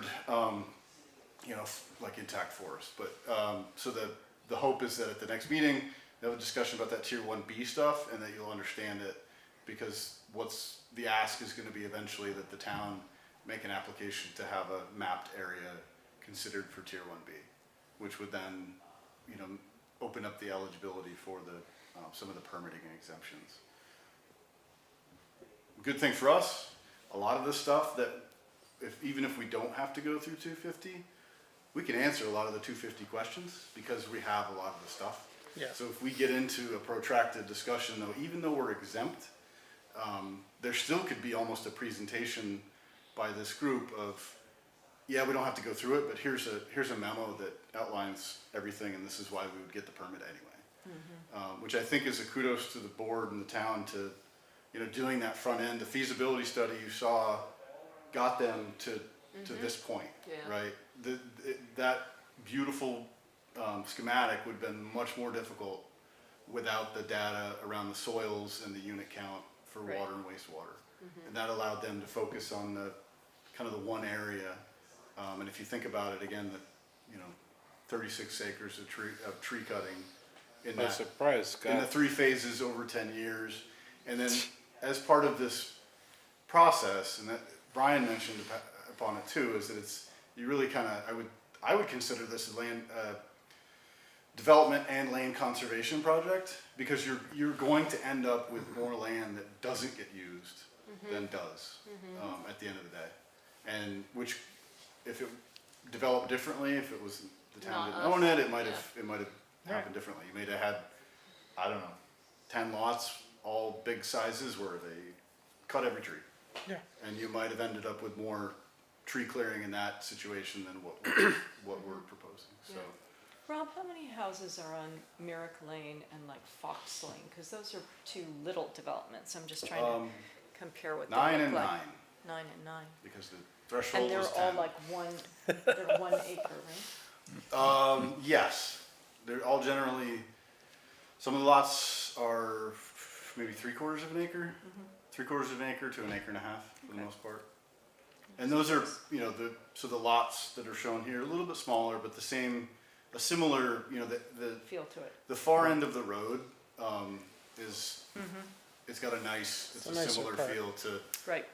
to a little tighter than Myrick View, but similar.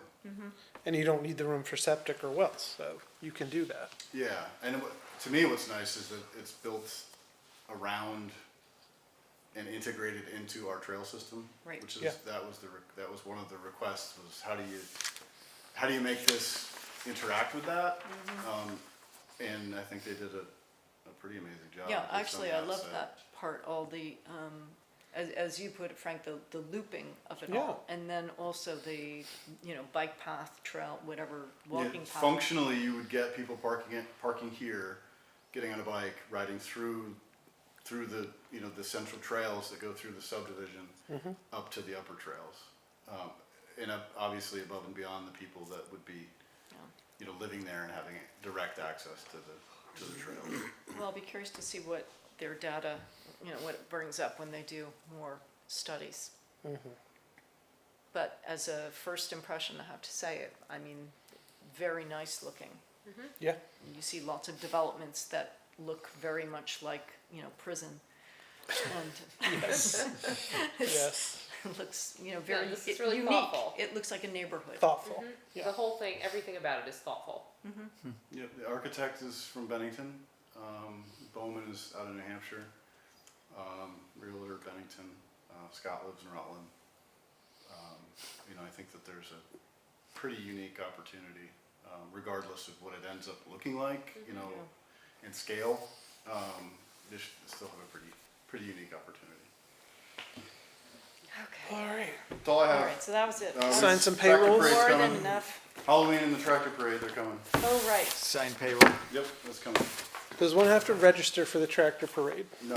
Good. Show up Do you at have a H.M. tractor? Williams. Oh, I've got an idea, but it's top secret. Oh, wow. Wait, I didn't know you had a tractor. I don't have a tractor. I will pull a trailer. Okay. Oh, Show up at H.M. Williams at like 4 o'clock. Okay, that's easy. That's basically That's- what people do. That's what I figured. It's a long ways from your house. It is. That's why I'm not going to try and drive a tractor over it. Oh, okay. Yeah, no, I've got it all planned out. There's no insurance requirements for this thing, right?